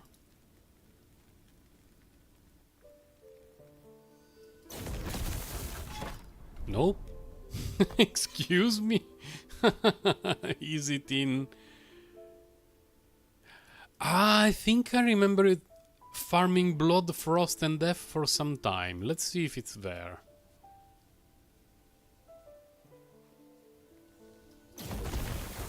Yeah! And I have lower corruption here as well. Yeah. Because my fundamental criterion is not bad, but it could be better. Could get a better roll, could get legendary potential 2. You see, this kind of node. And right now I don't have time. See, I'm 30, this is like 1, 2, 3 nodes just for that one. And yeah, I don't have time to do it now, but I guess that considering I'm starting to struggle a bit to clear 450 corruption for the Hydra, maybe I could spend a bit of time here, have a slightly easier time, and then go back to farm the Hydra, but we shall see. Anyway, that will be all for today, which is Monday. Thursday the 9th is the day that I will pull for Furina.